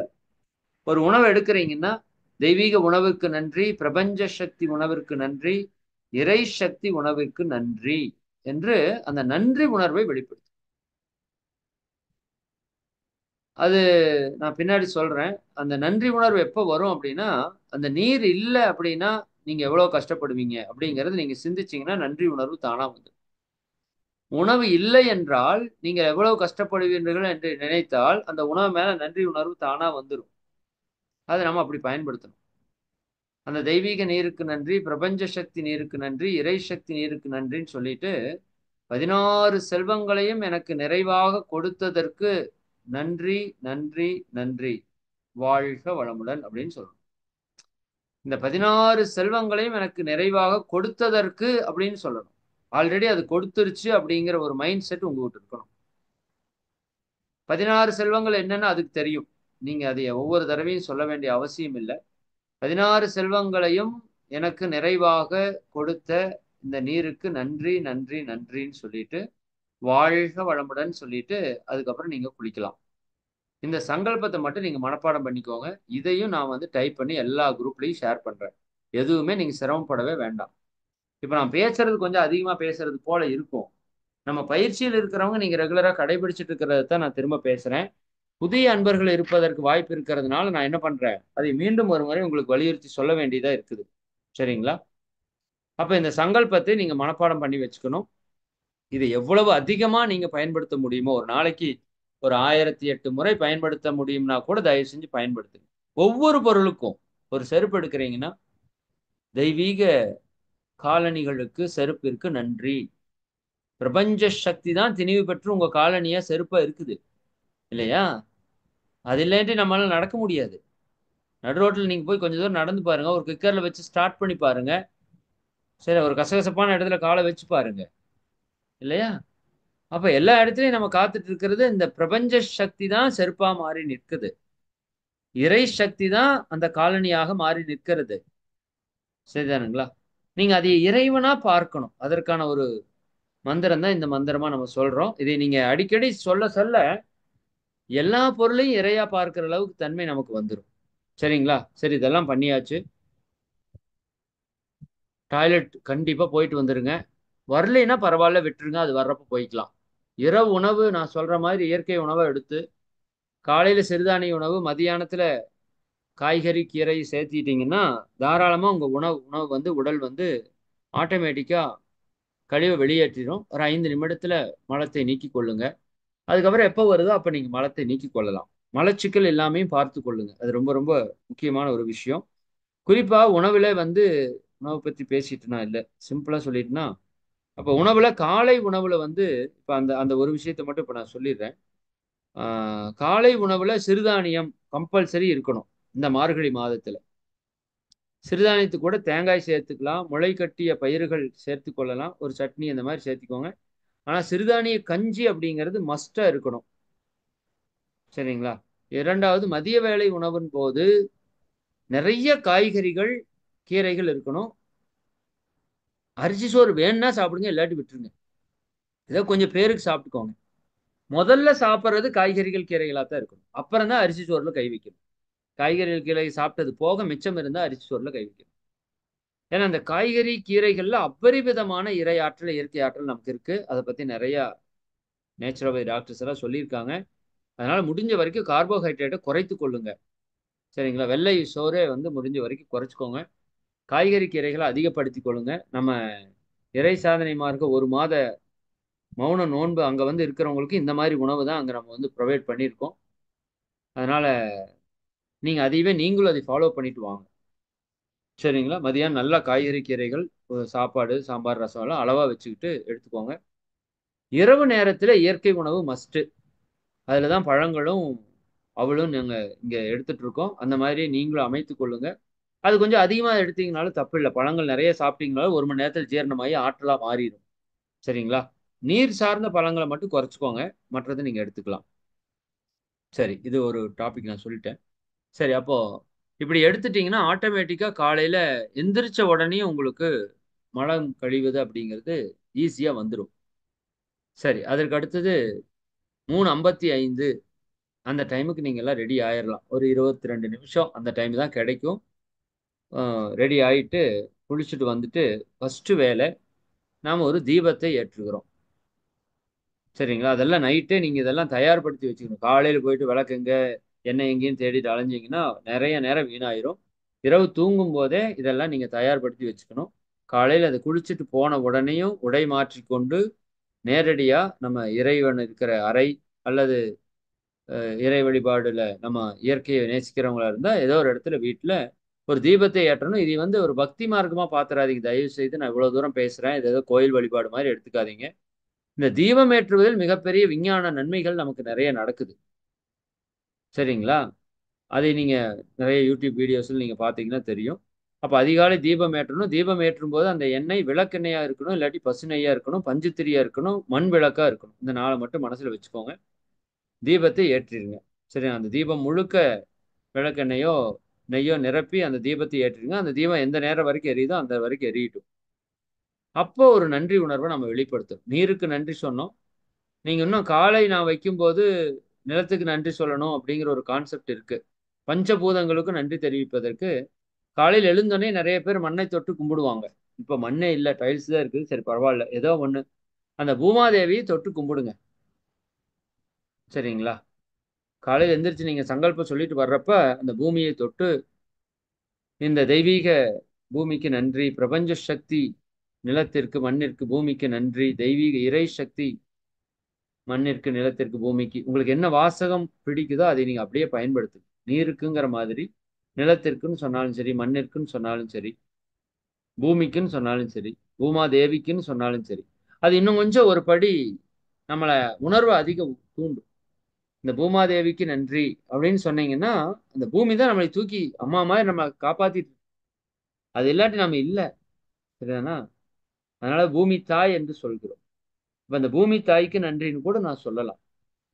தவறு கிடையாது. உங்க உணர்வு எந்த அளவுக்கு தூண்ட முடியுமோ அந்த அளவுக்கு தூண்டிக்கோங்க. சரிங்களா? நெறைய பேர் அந்த நீர் பகவானுக்கு நன்றின்னு கூட சொல்லுவாங்க. வருண பகவானுக்கு நன்றின்னு கூட சொல்லலாம். சொல்லலாம், தப்பு கிடையாது. இப்ப நான் என்ன சொல்றேன்னா, தெய்வீக நெருப்புக்கு நன்றின்னு சொல்றேன். தெய்வீக அக்னி பகவானுக்கு நன்றின்னா சொல்லிக்கலாம் நீங்க. உங்களுக்கு அந்த தீபத்தை இறைவனாக பார்க்கக்கூடிய தன்மை வரணும். அப்ப எந்த மாதிரி சொன்னா வருமோ அந்த வார்த்தையை நீங்க பயன்படுத்தி கொள்ளுங்க. சரிங்களா? அப்ப தெய்வீக நெருப்புக்கு நன்றி, பிரபஞ்ச சக்தி நெருப்புக்கு நன்றி, இறை சக்தி நெருப்புக்கு நன்றி. 16 செல்வங்களையும் எனக்கு வந்து நிறைவாக கொடுத்து கொண்டிருக்கின்ற கொடுத்ததற்கு இந்த தெய்வீக நெருப்பிற்கு நன்றி, நன்றி, நன்றி. வாழ்க வளமுடன். அப்படிங்கிற சங்கல்பம் எடுத்துக்கிட்டு அந்த தீபத்தை ஏற்றிடுறோம். சரிங்களா? 4 மணிக்கு ஜூம் நமக்கு வந்து ஓப்பன் ஆயிரும். நீங்க இந்த 3:55க்கு விளக்கு ஏற்றிட்டு வந்து ஜூமுக்குள்ள வந்தீங்கன்னா ப்ராப்பரா இருக்கும். 4 மணிக்கு ஜூம்ல ஜாயின் பண்ணிருங்க. 4 டூ 6 நாம இந்த மார்கழி மகா தியானத்தை கடைபிடிக்கிறோம். 4 மணிக்கு இணைந்த உடனே முதல் செயல் என்ன இருக்கும்னா, உலக நல வேள்வி. இதுலயும் 9 முறை சொல்லுவோம். மீண்டும் சொல்லுங்க. ரொம்ப ரொம்ப நல்லது. முடிந்த வரைக்கும் மௌனமா, உணர்வின் மூலமா வெளிப்படுத்துறதுக்கு முயற்சி பண்ணுங்க. பேச்சுக்கள், சப்தங்கள் இல்லாம உணர்வு ரீதியா அதை வெளிப்படுத்துறதுக்கு முயற்சி பண்ணுங்க. 9 முறை உணர்ந்து இந்த உலகத்தை வாழ்த்துறோம். அதுக்கப்புறம் இறை வணக்கம், குரு வணக்கம் பாடுவாங்க. அதுவும் உணர்வு பூர்வமா அந்த இறைவனோடு, குருவோடு ஒன்றி கலப்பதற்கான பாடல்களை செலக்ட் பண்ணி தான் கொண்டு வந்திருக்கிறோம். அப்ப அதை நீங்க நல்லா அந்த உணர்வில் திளைப்பதற்கு உங்களுக்கு பயன்படும். 4:05க்கு அதுக்கு தான் நான் முன்னாடி ஒரு வீடியோ சொன்னேன். பிரபஞ்ச இறை சக்தி வேள்வி அப்படின்னு ஒரு வீடியோ. பிரபஞ்சத்தை நம் வசமாக்கும் மகா மந்திரம் அப்படின்னு சொல்லி அந்த வாழ்க இறைநிலை, வாழ்க பிரபஞ்சம், வாழ்க வையகம், வாழ்க வளமுடன் என்ற மகா மந்திரத்தை எப்படி வள்ளலாருக்கு அருட்பெரும் ஜோதி, அருட்பெரும் ஜோதி, தனிப்பெரும் கருணை, அருட்பெரும் ஜோதின்னு அவர் கொடுத்தாரோ, அது மாதிரி மகரிஷி அவர்கள் வாழ்க வையகம், வாழ்க வையகம், வாழ்க வளமுடன் கொடுத்துருக்காங்க. நாம என்ன வச்சிருக்கோம் அப்படின்னா, வாழ்க இறைநிலை, வாழ்க பிரபஞ்சத்தையும் இணைத்திருக்கிறோம் அந்த மந்திரத்து கூட. ஏன்னா வாழ்க இறைநிலை என்னும் போது அந்த விளக்கத்தில் நாம் தெளிவாக கொடுத்துருக்கிறோம். அந்த எல்லையற்ற தூய பரவழியை நினைந்து நீங்க வாழ்த்தும் போது நம்முடைய ஆற்றல் அந்த பரவெளி முழுக்க மோதி சிதறி பிரதிபலித்து அந்த தெய்வீக இறைவனுடைய தன்மையை எடுத்துக்கொண்டு நம்ம கிட்ட சேர்க்கக்கூடிய வல்லமை கொண்டது. அதனால வாழ்க இறைநிலை, வாழ்க பிரபஞ்சம் அப்படிங்கிறது மொத்த பிரபஞ்சத்தையும் நினைத்து இது வந்து நிறைய மிராக்கல்ஸ் ஏற்படுத்தி இருக்கிற ஒரு மகா மந்திரம். இதை தொடர்ந்து நம்ம சொல்லலாம். இதை 108 முறை உச்சரிப்போம். சரிங்களா? 108 மகான்களுடைய ஆற்றலோடு நாம் இது 108 முறை இந்த மந்திரத்தை நாம் வந்து உச்சரிப்போம். வாய்விட்டு சொல்றனாலும் சொல்லலாம், அல்லது மனதிற்குள்ள சொல்றனாலும் சொல்லலாம். சரிங்களா? தூங்கிடக்கூடாது, அதுதான் ரொம்ப முக்கியம். அப்ப நீங்க இதைய 108 முறை சொல்லலாம். 108 முறைக்கு அதிகபட்சம் 15 நிமிஷம் 16 நிமிஷம் தான் ஆகும். இன்னும் மணிக்கணக்கா ஒன்றும் ஆகாது. இதை கொடுத்துட்டாலே போதுங்க. உங்களோட மொத்த எனர்ஜியும் இந்த பிரபஞ்சம் முழுக்க, இரையாற்றல் முழுக்க நிரம்பி உங்களுக்கு ரிட்டர்ன் வர்றதுக்கு ஆரம்பிச்சிடும். அதற்கப்புறம் அந்த அன்னைக்கு நீங்க எதை எடுத்தாலும் அந்த பிரபஞ்ச சக்தி உங்களுக்கு சப்போர்ட் பண்ற அளவுக்கு அந்த ஆற்றலை வந்து நீங்க வந்து சரி பண்ணிட்டீங்க. அதுக்கப்புறம் 4:20க்கு ஒரு பிராக்டிஸ் கொடுக்குறோம். ஒரு சின்ன சின்ன பிராக்டிஸ். அது என்ன பிராக்டிஸ் அப்படிங்கிறது அந்த மார்கழி முதல் நாள்ல நீங்க வந்தீங்கன்னா தெரிஞ்சுக்கலாம். ரொம்ப சிம்பிளான பிராக்டிஸ் தான். அது வந்து அகஸ்தியர் மகான் கொடுத்த ஒரு பயிற்சி. அது வந்து எம்புதல் பயிற்சின்னு சொல்லுவாங்க.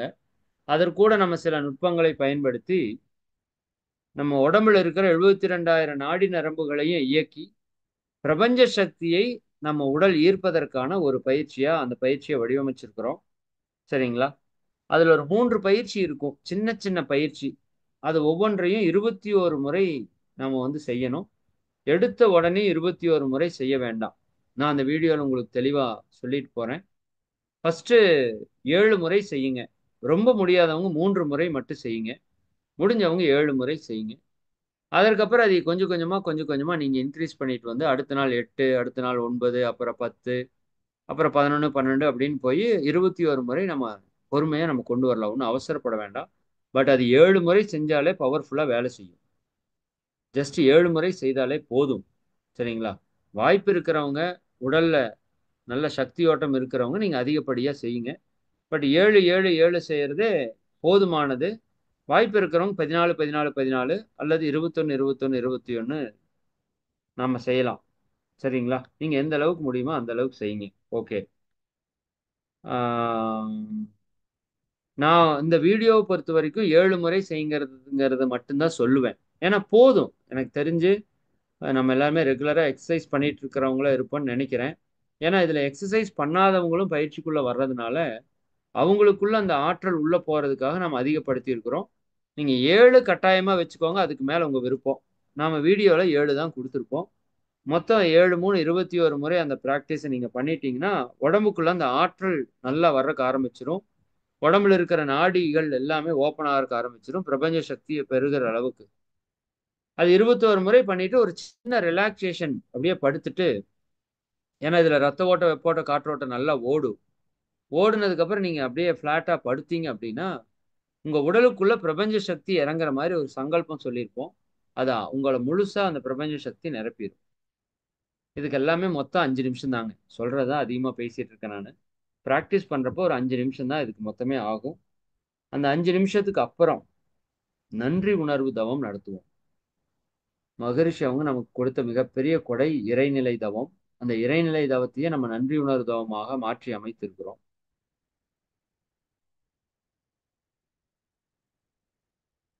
இப்ப நன்றியுணர்வு தவத்தினுடைய சிறப்பு உங்க எல்லாருக்குமே நிறைய பேருக்கு தெரியும். அதனால அந்த நன்றியுணர்வு தவத்தை நாம 10 நிமிஷம் பண்ண போறோம்.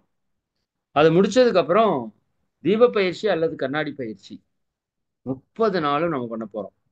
30 நாளும் 15 நாள் தீப பயிற்சியும், 15 நாள் கண்ணாடி பயிற்சியும் செய்ய போறோம். அந்த பயிற்சிக்கான நேரம் 20 நிமிடம். அதுல அபரிவிதமான பிரபஞ்ச ஆற்றலை நம்ம உள்ள இறக்குறதுக்கான சங்கல்பங்களோட அந்த பயிற்சியை செய்ய போறோம். இப்ப 4 மணிலேருந்து நீங்க செஞ்சுட்டு இருக்கிற எல்லாமே ஒரு தியானமாகவே நீங்க பார்க்க முடியும். சென்ற வருடம் அப்படித்தான் அனுபவங்கள் நாம பெற்றோம். அப்புறம் தீப பயிற்சி, கண்ணாடி பயிற்சி பெற்றவங்க இதை செய்யணும். பெறாதவங்க நீங்க பிரபஞ்ச சக்தி உங்களுக்குள்ள பாய்ந்து கொண்டிருப்பதாக நினைத்துக் கொள்ளுங்க. இந்த வீடியோவெல்லாம் உங்களுக்கு காமிப்போம். சரிங்களா? அந்த பயிற்சி நடக்கும்போதே அந்த வீடியோவும் கூடவே வரும். நீங்க அந்த வீடியோவ 1 நிமிஷம் பார்த்துட்டு, ஆட்டோமேட்டிக்கா கண்ண மூடி என்ன பண்ணிக்கலாம், அந்த அந்த சக்தி உங்களுக்குள்ள இறங்குற மாரி நீங்க நெனச்சுட்டே இருந்தீங்கன்னா போதும். அவ்வளவுதான். வேற எதுவும் நீங்க பண்ண வேண்டாம். பயிற்சி பெறாதவங்க. பயிற்சி பெற்றவங்க தெய்வ பயிற்சி, கண்ணாடி பயிற்சி தொடர்ந்து பண்ணுங்க. சார் நான் கண்ணாடி பயிற்சி பெறல, தெய்வ பயிற்சி மட்டும் தான் பெற்றிருக்கிறேன் அப்படின்னு சொன்னீங்கன்னா, நீங்க தெய்வ பயிற்சி மட்டுமே 1 மாசத்துக்கு பண்ணிருங்க. அவ்வளவுதான் சிம்பிள். சரிங்களா? அதுவே மிகப்பெரிய ஆற்றலை உங்களுக்குள்ள ஏற்படுத்தும். சரி, நாள் 55 ஆயிரும். இது முடியறதுக்கு. அப்ப என்ன பண்ணணும் அப்படின்னா, இங்க தான் ஒரு மிக முக்கியமான டெக்னிக்கு. சென்ற வருஷம் பயன்படுத்தி நெறைய நன்மைய கொடுத்த ஒரு டெக்னிக் என்னன்னா, இந்த பிரபஞ்ச சக்தி ஹீலிங், வாட்டர் ஹீலிங் மெடிடேஷன் அப்படின்னு சொல்லிட்டு, அது அந்த மசாரா எமாட்டோ அவங்க குடுத்தது தான். அதை நம்ம மகரிஷி அவங்களும் சொல்லியிருக்காங்க. கண்ணாடி பயிற்சி முடிச்சதுக்கு அப்புறம் ஹீலிங் மெத்தடுன்னு சொல்லி, அந்த நீங்க அடுத்த நாள் உங்களுக்கு எவ்வளோ தண்ணி குடிக்க முடியும்? ஒரு 4 லிட்டர், 5 லிட்டர் குடிக்க முடியும்னா, அந்த தண்ணிய எடுத்துக்கோங்க.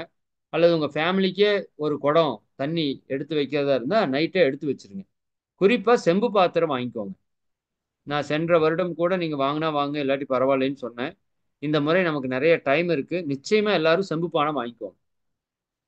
சரிங்களா? செம்பு பானை வாங்கிக் கொள்ளுங்கள். செம்பு பானைய வாங்கி, அதுல ஃபுல்லா தண்ணி நிரப்பி, அந்த தண்ணிய நீங்க காலையில இந்த மெடிடேஷன் பண்றதுக்கு உட்கார இடம் இருக்குல்ல, அங்க கொண்டாந்து வச்சுருங்க. இப்ப இந்த பிரபஞ்ச சக்தி ஈர்ப்பு பயிற்சி, தீப பயிற்சி, கண்ணாடி பயிற்சி பண்ணி முடிச்சதுக்கு அப்புறம் என்ன பண்ணணும்னா, அந்த பயிற்சி முடிச்சதுக்கு அப்புறம் நான் சொல்லுவேன். இப்ப நீங்க அந்த தண்ணீரை அந்த மேல இருக்கிற மூடிய எடுத்துட்டு, கண்கள்லயும், கைகள்லயும் அந்த நீர பார்த்து பிளெஸ்ஸிங் குடுக்கணும். பிளெஸ்ஸிங் குடுக்குறப்ப சில சங்கல்பங்கள் சொல்லுவோம். இந்த பிரபஞ்ச சக்தி பரிபூர்ணமா நிரம்புறது. அப்ப அந்த நீர் வந்து நம்ம உடலை பரிபூர்ண ஆரோக்கியமாக்குகிறது. நம் மனதை சக்தி மிக்கதாக, அமைதி மிக்கதாக மாற்றுகிறது. இன்னும் பொருளாதார வளத்தை உயர்த்துகிறது. 16 செல்வங்களை நம்மிடம் ஈர்த்து கொண்டு வருவதற்கான ஆற்றலை அந்த நீர் பெறுகிறது. என்றெல்லாம் நம்ம சங்கல்பம் சொல்லும்போது, அந்த ஆற்றல்ல அபரிவிதமாக அந்த நீர்ல இறங்குறதுக்கு ஆரம்பிக்கும். அந்த நீர் ஒரு புனித நீராக, சக்தி மிக்க நீரா மாறும். இதை நீங்களும் குடிக்கலாம். அந்த அன்னைக்கு ஃபுல்லா நீங்க இந்த தண்ணிய குடிக்கணும். அப்படி வச்சுக்கணும். சரிங்களா? நீங்க ஒரு நாளைக்கு எவ்வளவு தண்ணி குடிக்கிறீங்கங்கிறது கூட மெஷர் பண்ணுங்க. ஏன்னா, நீர் ஆற்றல் உங்களுக்குள்ள போயிருச்சுனாலே, ஆட்டோமேட்டிக்கா மற்ற பூதங்கள் எல்லாம் நம்ம உடம்புல சரியா வேலை செய்யறதுக்கு ஆரம்பிச்சிடும். கழிவு நீக்கம் ப்ராப்பரா நடக்கும். இன்னைக்கு நிறைய நோய்க்கு காரணம் என்னன்னா, நீர் நம்ம சரியா குடிக்கிறது இல்ல. அதுவும் குறிப்பா மார்கழி மாதத்துல நல்லா தியானம் பண்றவங்க தண்ணீர் வேணுங்கிற அளவுக்கு உங்க உடம்பு கேட்கிற அளவுக்கு குடிக்கணும். அது மௌன காலத்துல இருக்கிறவங்க, அதை பற்றி நான் மௌனத்தை பற்றி நான் தனி ஒரு வீடியோ உங்களுக்கு பேசி அனுப்புறேன். இந்த 30 நாள் மார்கழி மகா மௌனம் எப்படி இருக்கணும்? அதுல என்ன பண்ண போறோம்? அதுல என்னென்ன கடைபிடிக்கணுங்கிறது தனியா இன்னொரு நாள் நான் பேசி அனுப்புறேன். அதையும் நீங்க நிச்சயமா 30 நாள் மௌனம் இருக்கிறவங்க நீங்க கேட்டுக்கோங்க. சரிங்களா? அதுல நிறைய நுட்பங்கள் இருக்கு. அது இன்னைக்கே எல்லாத்தையும் பேசிட முடியாது. அப்போ அந்த நீருக்கு வந்து நல்ல ஒரு பிளஸ்ஸிங் குடுக்குறோம்.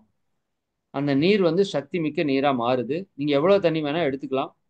ஆ, இல்ல அப்படின்னா நீங்க அந்த பாத்திரத்தை நேரடியா கொடுக்கறது தான் மிக சிறப்பு. நேரடியா கொடுக்க முடியாதவங்க யாராவது இருந்தீங்கன்னா, எடுத்து வைக்கிறது, எடுத்துட்டு போறது உங்களுக்கு சிரமமா இருக்குது அப்படின்னா, நீங்க என்ன பண்ணலாம்னா, அந்த பாத்திரம் இருக்கிற இடத்த நீங்க பாவனையாக இருந்து அந்த பிரபஞ்ச சக்தி இறங்குறத நீங்க வந்து ஃபீல் பண்ணிக்கலாம். சரிங்களா? நீங்க ஆரோ வாட்டர் பயன்படுத்தக் கூடாதுன்னு சொல்லியிருக்கிறோம். அப்படியே இருந்தாலும், நீங்க செம்புல இரவு நேரத்துல புடிச்சு வச்சுட்டு காலையில குடிச்சீங்கன்னா, அது உயிர் சக்தி பெற்ற நீராக மாறிரும். அப்படி நீங்க பயன்படுத்திக்கலாம். சரிங்களா? அன்னைக்கு முழுக்க அந்த தண்ணீரை நீங்க குடிக்கணும். தண்ணீர் குடிப்பதை நீங்க தயவு செஞ்சு நோட் பண்ணிட்டு வரணும். அது ரொம்ப முக்கியம். எவ்வளவு நீர் நீங்க குடிச்சிருக்கீங்க. ஒரு 1 மணி நேரத்துக்கு ஒரு டைம் கொஞ்சம் கொஞ்சமாவது அந்த தண்ணீரை நீங்க குடிச்சிட்டே வரணும். குடிக்கிறப்பவெல்லாம் சங்கல்பம் இருக்கணும். தெய்வீக நீருக்கு நன்றி, இறை சக்தி பிரபஞ்ச சக்தி நீருக்கு நன்றி, இறை சக்தி நீருக்கு நன்றி. 16 செல்வங்களையும் எனக்கு நிறைவாக கொடுத்ததற்கு தெய்வீக நீருக்கு நன்றி, நன்றி, நன்றி. வாழ்க வளமுடன் சொல்லி நீங்க இதை அடிக்கடி அடிக்கடி சங்கல்பமா எடுத்து கொடுக்கும்போது இன்னும் உங்க உடம்புல நிறைய மாற்றம். இவ்வளவு நாட்கள் தேங்கி இருக்கிற கழிவுகள் எல்லாம் வெளியே போகும். சரிங்களா? உங்க உடம்பு பரிபூர்ண ஆரோக்கியம் பெறும். பல நாட்களாக தீராத பிரச்சனைகள், நோய்கள், இன்னும் மனதில் இருக்கிற குழப்பங்கள், வாழ்க்கையில் இருக்கிற துன்பங்கள் எல்லாமே உங்களை விட்டு விலகறதுக்கு ஆரம்பிக்கும். இது முடிச்சதுக்கு அப்புறம் ஒரு 3 நிமிஷம் கேப் கொடுப்போம். 3 நிமிஷம் கேப்ல நீங்க உடல் தேவைகள் ஏதாவது இருந்தா நிறைவு பண்ணிட்டு வந்துடலாம். கழிவுகள் இருந்தா வெளியேற்றி கொண்டு வரலாம். அதுக்கப்புறம் 5:03 5 மணிக்கு இதெல்லாம் முடியும். 5:03க்கு மகரிஷி அவர்கள் கொடுத்த ஒரு உச்சகட்ட குண்டலினி சக்தியினுடைய உச்சகட்ட யோக பயிற்சி காயகல்பம். சரிங்களா? மகரிஷிட்ட சொல்றப்ப சொல்லுவாங்க. குண்டலினி யோகத்தினுடைய உச்சகட்ட பயிற்சி காயகல்ப பயிற்சி. அந்த ஒரு பயிற்சியே போதுங்க நமக்கு. எல்லா நன்மையும் கொடுக்கும். பட் அதை நம்ம யாரும் அவ்வளவு உணர்வுபூர்வமா எடுத்து தொடர்ந்து செய்யறதில்ல. அதனால அந்த அன்னைக்கு காலையில 5:03க்கு ஏன்னா அடுத்த தவம் வந்து குண்டலினி சக்திய உச்சிக்கு ஏற்றி இறக்கக்கூடிய ஒரு தவத்தை நம்ம பண்ண போறோம். சரிங்களா? அதனால இந்த காயகல்பம் பண்ணிட்டீங்கன்னா தவத்துக்கு ரொம்ப சப்போர்ட் பண்ணும். காயகல்பம் 3 நிலை நம்ம பண்ணிருவோம். உயிராற்றலை அபரிமிதமா பெருக்கிக் கொள்ளலாம். அதற்கு அடுத்தது கபாலபதி என்று ஒரு பயிற்சி. நம்ம பயிற்சி எடுத்தவங்களுக்கு தெரியும். அது 3 முறை செய்யறதுல ஒரே முறை தான் செய்யறோம். அப்படி செய்யறப்ப பிரபஞ்ச சக்தி நமக்குள்ள பாயிற மாதிரி அந்த உணர்வு நிலையோட நம்ம வந்து அந்த கபாலபதி ஒரே முறை செய்தா போதும். எப்ப நீங்க தியானம் வரலைனாலும் உங்களுக்கு நான் சொல்றேன், தயவு செஞ்சு காயகல்பத்தையும் கபாலபதியும் சேர்த்து செஞ்சீங்கன்னா அப்பரிவிதமா தியானம் வரும். இல்ல வெறும் கபாலபதி மட்டும் ஒரு முறை செஞ்சுட்டு பண்ணாலே உங்களுக்கு அற்புதமா தியானம் வரும். உங்க உடம்புல ஏதாவது டயர்டா இருக்கு, சோர்வா இருக்கு, தியானம் செய்யறதுக்கு மைண்ட் செட் ஆகல, சரிதானா? ஒரு மாதிரி டிஸ்டர்பா இருக்குன்னா கபாலபதி மட்டும் ஒரு முறை செய்யுங்க. இல்லாட்டி ரிலாக்ஸேஷன் பயிற்சி செய்யுங்க. அக்குப்ரெஷர் பயிற்சி செய்யுங்க. இதெல்லாம் தியானத்தை உச்சநிலை கொண்டு போறதுக்கான ஒரு வாய்ப்பு. முன்னேற்பாடுகள்னு வச்சுக்கோங்களேன். அப்ப ரிலாக்ஸேஷன் பண்ணி அல்லது 14 பாயிண்ட் அக்குப்ரெஷர் பண்ணி அதுக்கப்புறம் தியானத்துல உட்கார்ந்து பாருங்க எப்படி தியானம் வரலைன்னு சொல்றீங்க நான் பார்க்குறேன். சரிங்களா? நம்ம இரவு நேரத்துல கூட நாங்க என்ன சஜெஸ்ட் பண்றோம் அப்படின்னா, நேரடியா மௌனத்துக்கு அங்க வர்றவங்களுக்கு ரிலாக்ஸேஷன் போட்டு வச்சு தான் தூங்க வைப்போம். கம்பல்சரி. சரிங்களா? 9 மணிக்கெல்லாம் அவங்க தூக்கத்துக்கு போயிரணும். அப்ப அந்த மாதிரி நீங்க அது அந்த யுக்திகளெல்லாம் நீங்க பயன்படுத்தும்போது இன்னும் நிறையா நன்மைகளை பெற முடியும். காலையில காயகல்பம் பண்றோம் 5:03க்கு. அதுக்கப்புறம் வந்து கபாலபதி பிரபஞ்ச சக்தி ஈர்ப்பு முறையில ஒரு முறை பண்ணிட்டு 5:10க்கு உங்களுக்கு மெடிடேஷன் தொடங்கும். சரியா 5:10க்கு தொடங்கும். இந்த மெடிடேஷன் 5:55க்கு முடியும். 45 நிமிஷம் தியானம். ஆக்சுவலா நீங்க 4 மணிலேருந்து செஞ்சுட்டு வர எல்லாமே தியானம் தான். சரிங்களா? நிறைய நுட்பங்களை நம்ம உள்ள சொருவு சொருவுன்னு சொருவி வச்சிருக்கோம். அது ஏதோ ஒண்ணு மிஸ் ஆனா ஒண்ணு புடிச்சா கூட நீங்க சக்சஸ் ஆயிரணும். அப்படிதான் நான் இது ஏற்பாடு பண்றோம். சரிங்களா? ஏதோ ஒன்று ரெண்டு உங்களுக்கு செட் ஆகாம போகலாம், பரவாயில்ல விட்டுருங்க, அதை பத்தி டோன்ட் வரி. சரிங்களா? இதுல 10 12 விஷயத்த உள்ள கொண்டாந்து நினைச்சு வச்சிருக்கோம். நீங்க காலையில் எந்திரிச்சு சொல்ற உலக நல வேள்வியிலிருந்து, நீங்க குளிக்கிறதுலிருந்து, தீபம் ஏற்றுவதிலிருந்து, தீப பயிற்சியிலிருந்து, நன்றி உணர்வு தவத்திலிருந்து, பிரபஞ்ச இறைசக்தி வேள்வியிலிருந்து, சரிங்களா, இந்த காயகல்பம் கபாலபதி இப்ப செய்யக்கூடிய தியானம் வரைக்கும், முடிச்சதுக்கு அப்புறம் செய்யக்கூடிய சங்கல்பம் வரைக்கும் எல்லாமே நுட்பங்கள். ஒவ்வொன்றுமே மிகப்பெரிய மாற்றத்தை ஏற்படுத்தக்கூடிய நுட்பங்கள். ஹீலிங், வாட்டர் ஹீலிங் மெடிடேஷன்ல இருந்து. அப்ப ஏதாவது ஒண்ணு ஆவது நம்மளை வந்து கிளிக் பண்ணி மேல தூக்கிட்டு வந்துடும். அதனால நீங்க முழு நம்பிக்கையோட இந்த பயிற்சியை நீங்க செய்யணும். சரிங்களா? ஓகே. டைம் ரொம்ப எடுத்துட்டணும். சரி, நான் சீக்கிரம் முடிச்சிடுறேன். அந்த தியானத்தை அற்புதமா வடிவமைச்சிருக்கிறோம். பிரபஞ்ச சக்தி, இறை சக்தியை பரிபூர்ணமா நமக்குள்ள ஈர்த்து நம்ம ஆழ்ந்த அமைதியில நிலை பெற்று நிற்பதற்கான ஒரு தியானம். சென்ற வருடம் அந்த தியானம் கொடுக்கறப்போ சக்தி ஓட்டத்தை மூலாதாரத்தில் நிறுத்தியிருப்போம். அது ரொம்ப ரொம்ப தேவையான ஒன்றாக இருந்தது. இந்த முறை அதே மாதிரி தான் திட்டமிட்டிருக்கிறோம். இன்னும் சில நுட்பங்கள் அந்த தியானத்துக்குள்ள பயன்படுத்தி இந்த பிரபஞ்ச சக்தியை முழுசா நமக்குள்ள ஈர்த்து நாம இறையுணர்வை பெறுவதற்கு அந்த அமைதி தன்மையை உங்களை உணர வைக்கிறதுக்கான தியானமா அதை விட்டுருக்கிறோம். அதனால அந்த தியானமும் மிக சக்தி மிக்க தியானம். அது பண்ணிட்டீங்கனாலே உங்களுக்குள்ள பஞ்சபூத சக்தி, நவக்கோள்களுடைய சக்தி, குறிப்பாக 7 சக்கரங்களுடைய இயக்கம், இது எல்லாமே கம்பைன் ஆகி அந்த ஒரு தியானத்துக்குள்ள வந்துடும். கடைசியா ஒரு 10 to 15 நிமிடங்கள் பியூர் சைலன்ஸா அந்த தியானத்தை அமைச்சிருக்கிறோம். சரிங்களா? அது கூட முடிஞ்சா ஒரு நாள் 2 நாள் முன்னாடி கூட நான் நடத்தி உங்களுக்கு ப்ராக்டிஸ் பண்ண வச்சிடலாம், நல்லதுன்னு நினைக்கிறேன். ஏன்னா அந்த அன்னைக்கு வந்து திடீர்னு பண்றதை விட நம்ம பார்ப்போம். நம்ம இந்த இந்த வாரத்துல வேற ஏதோ ஒரு நாள் கூட அந்த தியானத்தை கூட உங்களுக்கு நடத்தி எப்படி பண்ணணும்னு உங்களுக்கு ஒரு புரிதல் வந்துருச்சுன்னா அந்த தியானத்தை நீங்க எளிமையாக செய்து விட முடியும். அது நிறைவுல ஒரு 15 நிமிடம் எனக்கு தெரிஞ்ச நிச்சயமா சைலன்ஸில் இருப்போம். அதுக்குள்ளதான் நிறைய விஷயங்கள் உங்களுக்குள்ள நடக்கும். சரிங்களா? அந்த சைலன்ட் ஸ்டேட் வந்து ரொம்ப ரொம்ப முக்கியம். அது டைரக்ட் மௌனம் வரவங்களுக்கு கண்டினியூவா விட்டுருவோம். அந்த சைலன்ட் ஸ்டேட் அவங்க எவ்வளவு நேரம் இருக்கிறாங்களோ இருந்துக்கிட்டுன்னு சொல்லி மற்றவர்கள் நீங்க ஜூம்ல இருக்கிறவங்களுக்கு நிறைவு பண்ணுவோம்.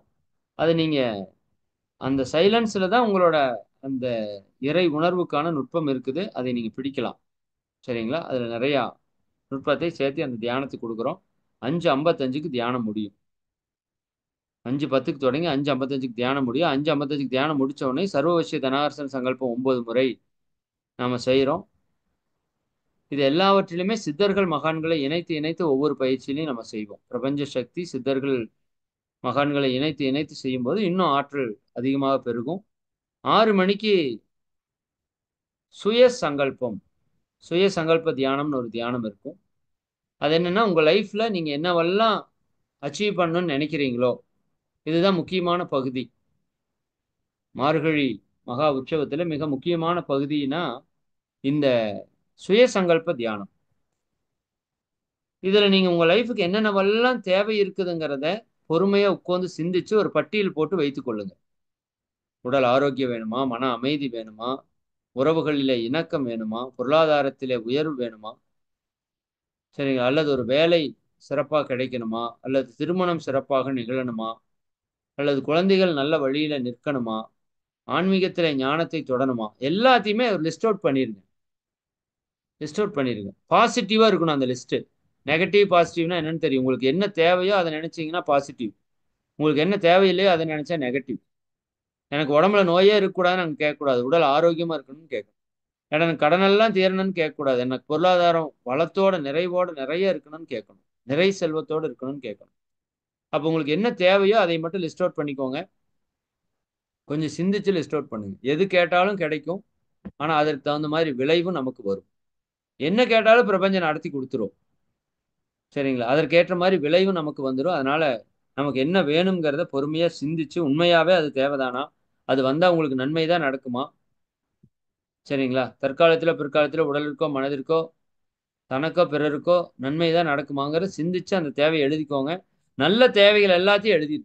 ஆசை சிரமத்தில் போட்டீங்கன்னா நல்ல ஆசை அத்தனையும் எழுதி அதை அடைவதற்கான சங்கல்பத்தை வடிவமைச்சு வச்சுக்கோங்க.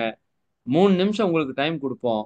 அந்த 3 நிமிஷத்துல அந்த சங்கல்பத்தை எத்தனை முறை ரிப்பீட் பண்ண முடியுமோ, குறைஞ்சது 3 முறையிலிருந்து 9 முறை வரைக்கும் நீங்க எத்தனை முறை ரிப்பீட் பண்ண முடியுமோ, ஆழ்ந்து உணர்வுபூர்வமா அதை சொல்லிட்டே வாங்க. அது பிரபஞ்சத்தில பதிஞ்சு இம்மீடியட்டா ரிசல்ட் உங்களுக்கு கிடைக்கும். சரிங்களா? அப்புறம் அதற்கப்புறம் ஒரு அறிவிப்பு குடுப்பாங்க. அப்புறம் சிந்தனை உரை இருக்கும். அதுக்கப்புறம் 6:15ங்கிறப்போ உடற்பயிற்சி இருக்கும். 7 மணி வரைக்கும் இருக்கும். முடிஞ்சா 7 வரைக்கும் எல்லாருமே இருங்க. ஆனா பெண்கள் குடும்ப சூழல் காரணமாக நீங்க 6 மணிக்கு மேல குடும்பத்த நீங்க பார்க்குற மாரி இருக்கும்.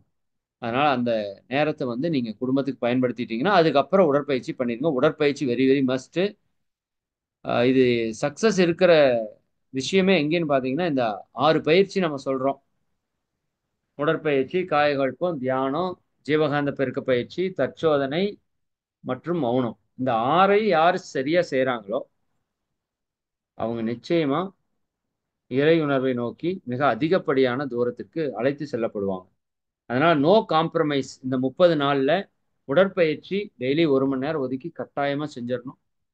காலை, மாலை தியானம் மிக, மிக முக்கியமாக கட்டாயமா செஞ்சிரணும். இதுல மாலை நேர தியானத்துல கூட நான் என்ன திட்டமிட்டிருக்கேன் அப்படின்னா, பஞ்சபூத நவகிரக தவத்தையும், அ இரு இருதய தியானத்தையும் இணைத்து ஒரு 50 நிமிட தியானத்த உங்களுக்கு ரெடி பண்ணி குடுத்துட்டு தான் நான் மௌனத்துக்கு போவேன். ஒவ்வொரு நாள் மாலையிலயும் இந்த மார்கழி மாதத்துல மட்டும் 50 நிமிட தியானம் இருக்கும். அதுக்கப்புறம் தான் சொற்பொழிவு இருக்கும். அதனால ஆசிரியர்களுக்கு கூட நாம வந்து ஒரு ரெக்வெஸ்ட் பண்ணி சொல்லிக்கலாம். ஆ இல்லைன்னா நம்ம தியானத்த தொடங்குறத நாம கொஞ்சம் முன்னாடி வச்சுக்கலாம்.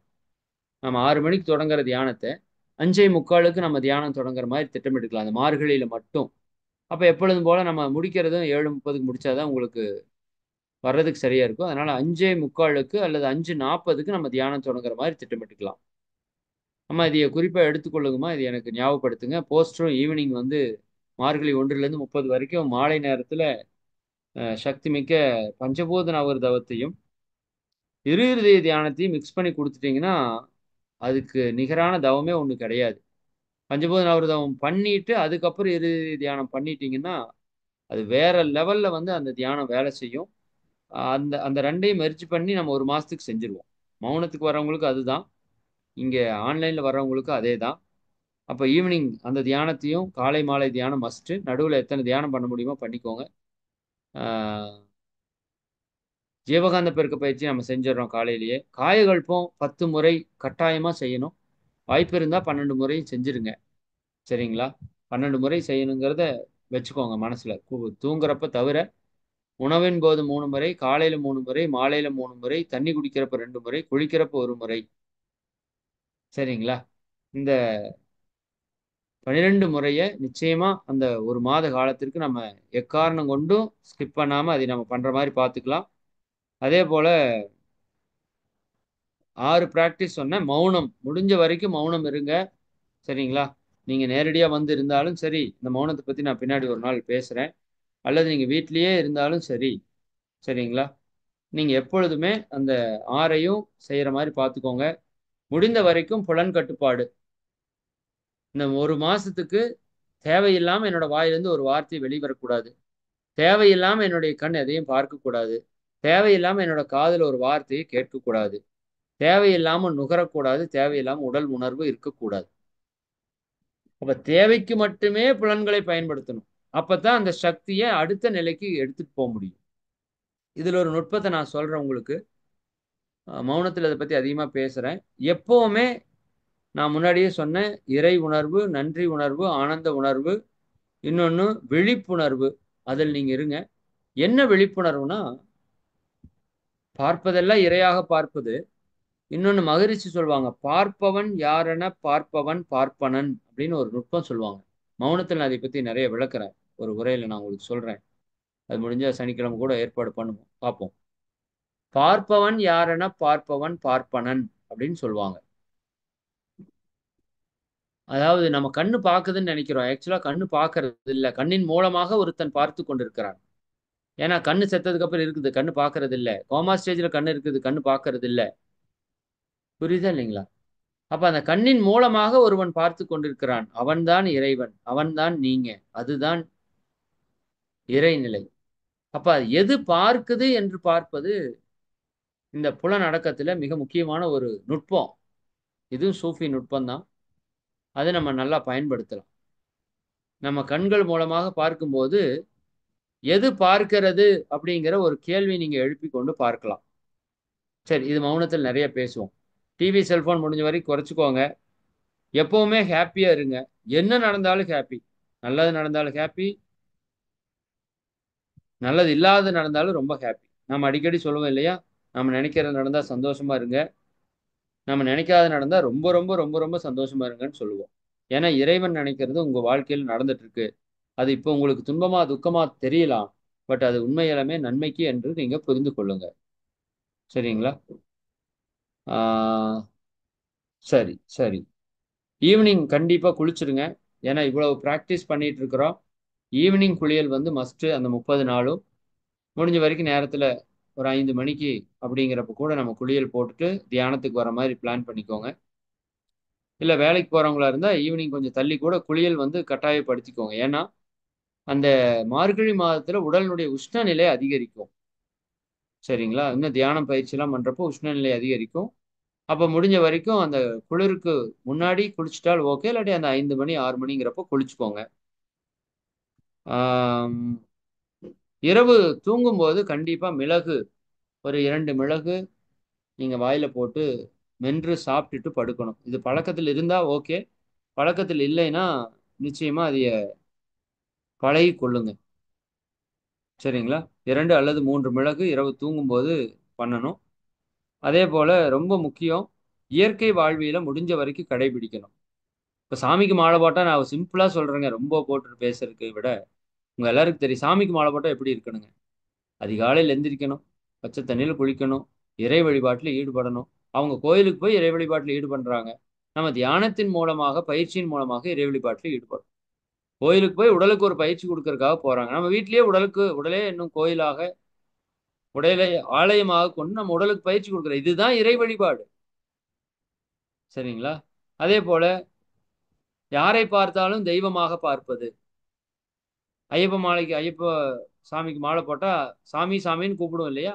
இப்ப எல்லாரையும் கடவுளாக பார்க்கிறோம். எல்லாரும் நம்மளை கடவுளாக பார்க்கிறாங்க. நாம எல்லாரையும் கடவுளாக பார்க்கிறோம். ஒரு செருப்பை கடவுளாக பார்க்கிறோம்.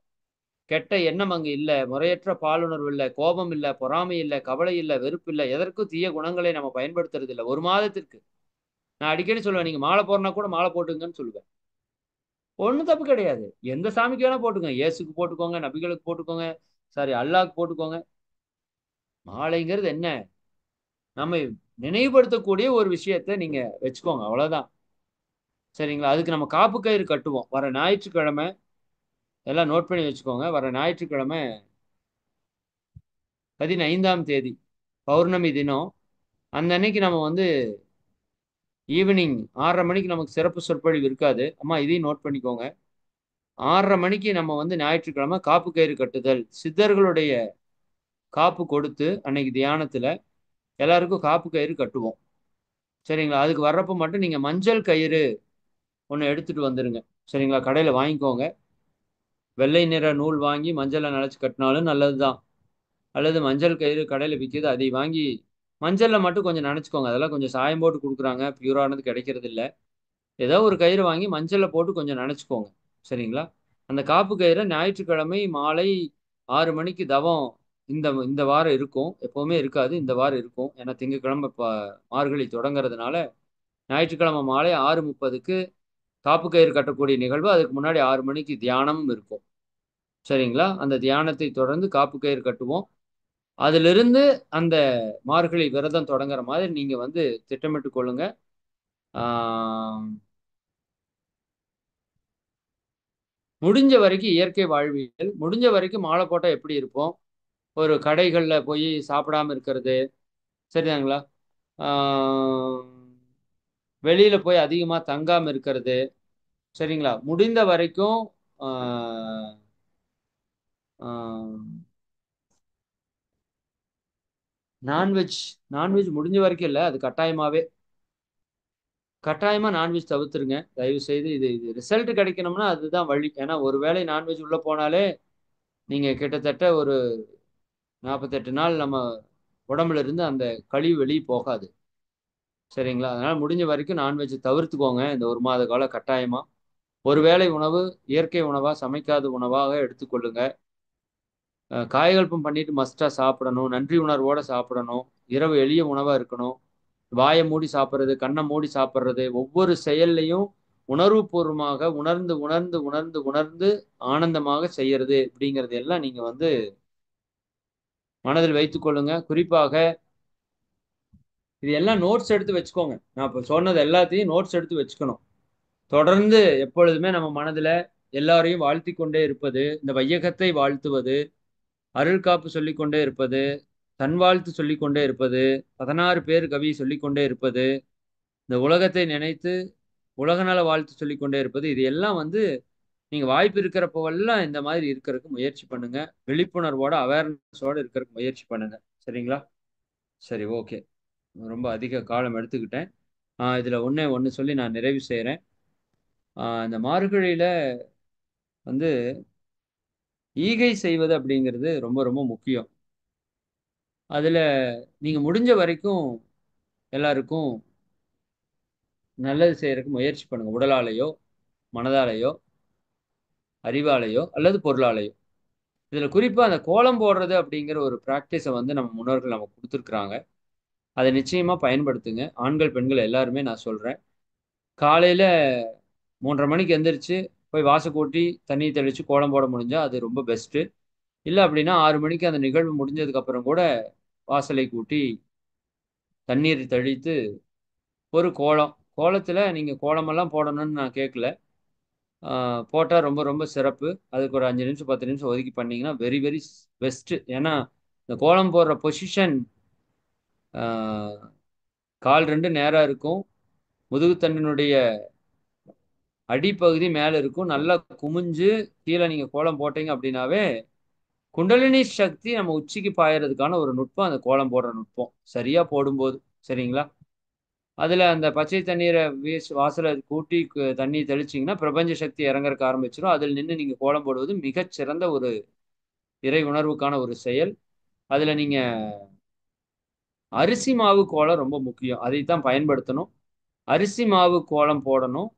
கோலமா போடலினாலும் பரவால்ல. வாழ்க வையகம்னாவது உங்க கால் படாத இடத்துல கோலம் எப்படி இருந்தாலும் வண்டி மேல ஏத்திட்டு போற மாரி நடக்கிற மாரி தான் போடுறோம். ஆ அந்த மாதிரி இல்லாம உங்க கால் படாத இடத்துல ஒரு ஓரத்துல வாழ்க வையகம், வாழ்க வளமுடன்னு அந்த அரிசி மாவுல எழுதிட்டு வந்துருங்க. அது நூற்றுக்கணக்கான உயிர்களுக்கு உணவாக மாறிடும். சரிங்களா? அப்ப நூற்றுக்கணக்கான உயிர்களுக்கு அன்னதானம் வழங்கிய புண்ணியம் உங்களுக்கு வந்துரும். அதனால இதுவும் ஒரு நுட்பம். இது முடிஞ்ச வரைக்கும் எல்லாருமே பயன்படுத்துங்க. சரிங்களா? கடைசிக்கு ஒரு அரிசி மாவ எடுத்து ஒரு ஓரத்துல வச்சுட்டாவது வந்துருங்க. நீங்க இவ்வளவு தூரம் போய் ப்ராசஸ் பண்ணலினாலும், அந்த உயிர்களுக்கு ஏதாவது ஒரு நன்மை நடக்கணும் அப்படிங்கிறத நீங்க இதைய திட்டமிட்டு பண்ணுங்க. சரி. இது எல்லாமே நமக்கு வந்து ஒரு மிகப்பெரிய ஒரு மாற்றத்தை ஏற்படுத்தும். அ நமக்கு காப்பு கயிறு கட்டுற நிகழ்வு வருகின்ற ஞாயிற்றுக்கிழமை 15ஆம் தேதி 15/12/2024 ஞாயிற்றுக்கிழமை மாலை 6:30 மணிக்கு நடக்கும். 6 மணிக்கு தியானத்துல கலந்துட்டு அந்த காப்பு கயிறோட எல்லாரும் வாங்க. உங்க ஃபேமிலிக்கே வேணாலும் நீங்க எடுத்துட்டு வந்து அந்த கயிற வந்து சங்கல்பம் எடுத்து கட்டி விட்டுறலாம். ம். சரி. மௌனத்தை பற்றி நான் சனிக்கிழமை பேசுறேன். ஆசிரியர் மாற்றி புக் பண்ணியிருப்பேன்னு நெனைக்கிறேன். இருந்தாலும் பரவால்ல. இந்த மௌனத்துல 1 மாத மௌனத்துல நம்ம எப்படி இருக்க போறோம் அப்படிங்கிறதுக்கு ஒரு விளக்கம் வந்து நாம சனிக்கிழமை மாலை உங்களுக்கு நெறைய நுட்பங்களோட அந்த மௌனத்த நீங்க வீட்ல இருந்தாலும் சரி, எங்க கூட வந்து மௌனம் இருந்தாலும் சரி, ஏன்னா அந்த மௌனத்துல 30 நாள் முழுக்க முழுக்க நானும் பேச மாட்டேன். அப்ப இந்த விளக்க ஆடியோ வந்து நம்ம எல்லா புதுசா வர்றவங்க எல்லாருக்கும் அங்க போட்டு விட்டுருவோம். அந்த விளக்க ஆடியோவ கேட்டுட்டு அவங்க அதுக்கு தகுந்த மாதிரி அங்க வந்து 1 மாதம் இருக்கணும். அதுல நெறைய நுட்பங்கள இணைச்சு வச்சிருக்கிறோம். அதைப் பற்றி உங்களுக்கு சனிக்கிழமை நான் அதைப் பற்றி பேசுறேன். சரிங்களா? மிக்க மகிழ்ச்சி. பொறுமையாக இவ்வளவு நேரம், இவ்வளவு அன்பர்கள் நீங்க இருந்து கேட்டதுக்கு ரொம்ப ரொம்ப ரொம்ப ரொம்ப நன்றி. இதை 1க்கு 2 முறை கேளுங்க. நெறைய விஷயத்த போட்டு கட கட கடன்னு பேசிட்டேன். வேற வழி இல்ல. இது எல்லாமே உங்களுக்கு தெரிஞ்சது தான் பழைய அன்பர்களுக்கு. புதிய அன்பர்கள் 1க்கு 2 முறை கேளுங்க. உங்களுக்கு ஏதாவது தெரியல அப்படின்னா, அதைப் பற்றி YouTubeல சர்ச் பண்ணீங்கன்னா, நம்ம பேசுனது நெறைய வீடியோஸ் வரும். அது எல்லாத்தையுமே நீங்க பயன்படுத்திக்கோங்க. குறிப்பாக இந்த மார்கழி மகா தியானத்துக்குன்னு ஒரு 5 வாட்ஸ்அப் குரூப் ஓப்பன் பண்ணியிருக்கோம். அது எல்லாத்துலயுமே நீங்க ஜாயின் பண்ணுங்க. ஏதோ ஒரு குரூப்ல இருந்தீங்கன்னா போதும். உங்களுக்கு தெரிஞ்சவங்க எல்லாத்துக்கும் அதை ஷேர் பண்ணுங்க. எல்லாருக்கும் இந்த புண்ணிய செயல் வந்து நடக்கணும். எல்லாரும் இந்த மார்கழியை வந்து ஒரு உணர்வுபூர்வமான மார்கழியாக, ஆனந்தமான மார்கழியாக, நினைத்ததை நடத்தக்கூடிய ஒரு மார்கழியாக கொண்டாடணும். அதனால் நமக்கு மிகப்பெரிய புண்ணியம் கிடைக்கும். நிச்சயமா அதை பயன்படுத்தும். சரிங்களா? மிக்க நன்றி. இவ்வளவு நேரம் பொறுமையாக இருந்து இந்த நிகழ்வை சிறப்பாக நிகழ்த்தி கொடுத்த நீங்களும் உங்கள் அன்பு குடும்ப உறுப்பினர்கள் அனைவரும் அருட்பேராற்றல் கருணையினால் உடல் நலம், நீலாயுள், நிறை செல்வம், உயர் புகழ், மெஞ்ஞானம் ஓங்கி இறை உணர்வு, அறநெறி, கல்வி, தனம், தானியம், இளமை, வலிவு, துணிவு, நன்மக்கட்பேறு அறிவில் உயர்ந்தோர் நட்பு, அன்புடைமை, அகத்தவம், அழகு, புகழ், மனித மதிப்புணர்ந்து ஒழுகும் பண்பு, பொறுமை எனும் பேறு 16ம் பெற்று பெருவாழ்வு வாழ்க. வாழ்க வளமுடன். வாழ்க வளமுடன். அனைவருக்கும் நன்றி. அம்மா நிறைவு செய்து கொள்ளலாம். வாழ்க. வாழ்க வளமுடன். வாழ்க வளமுடன்.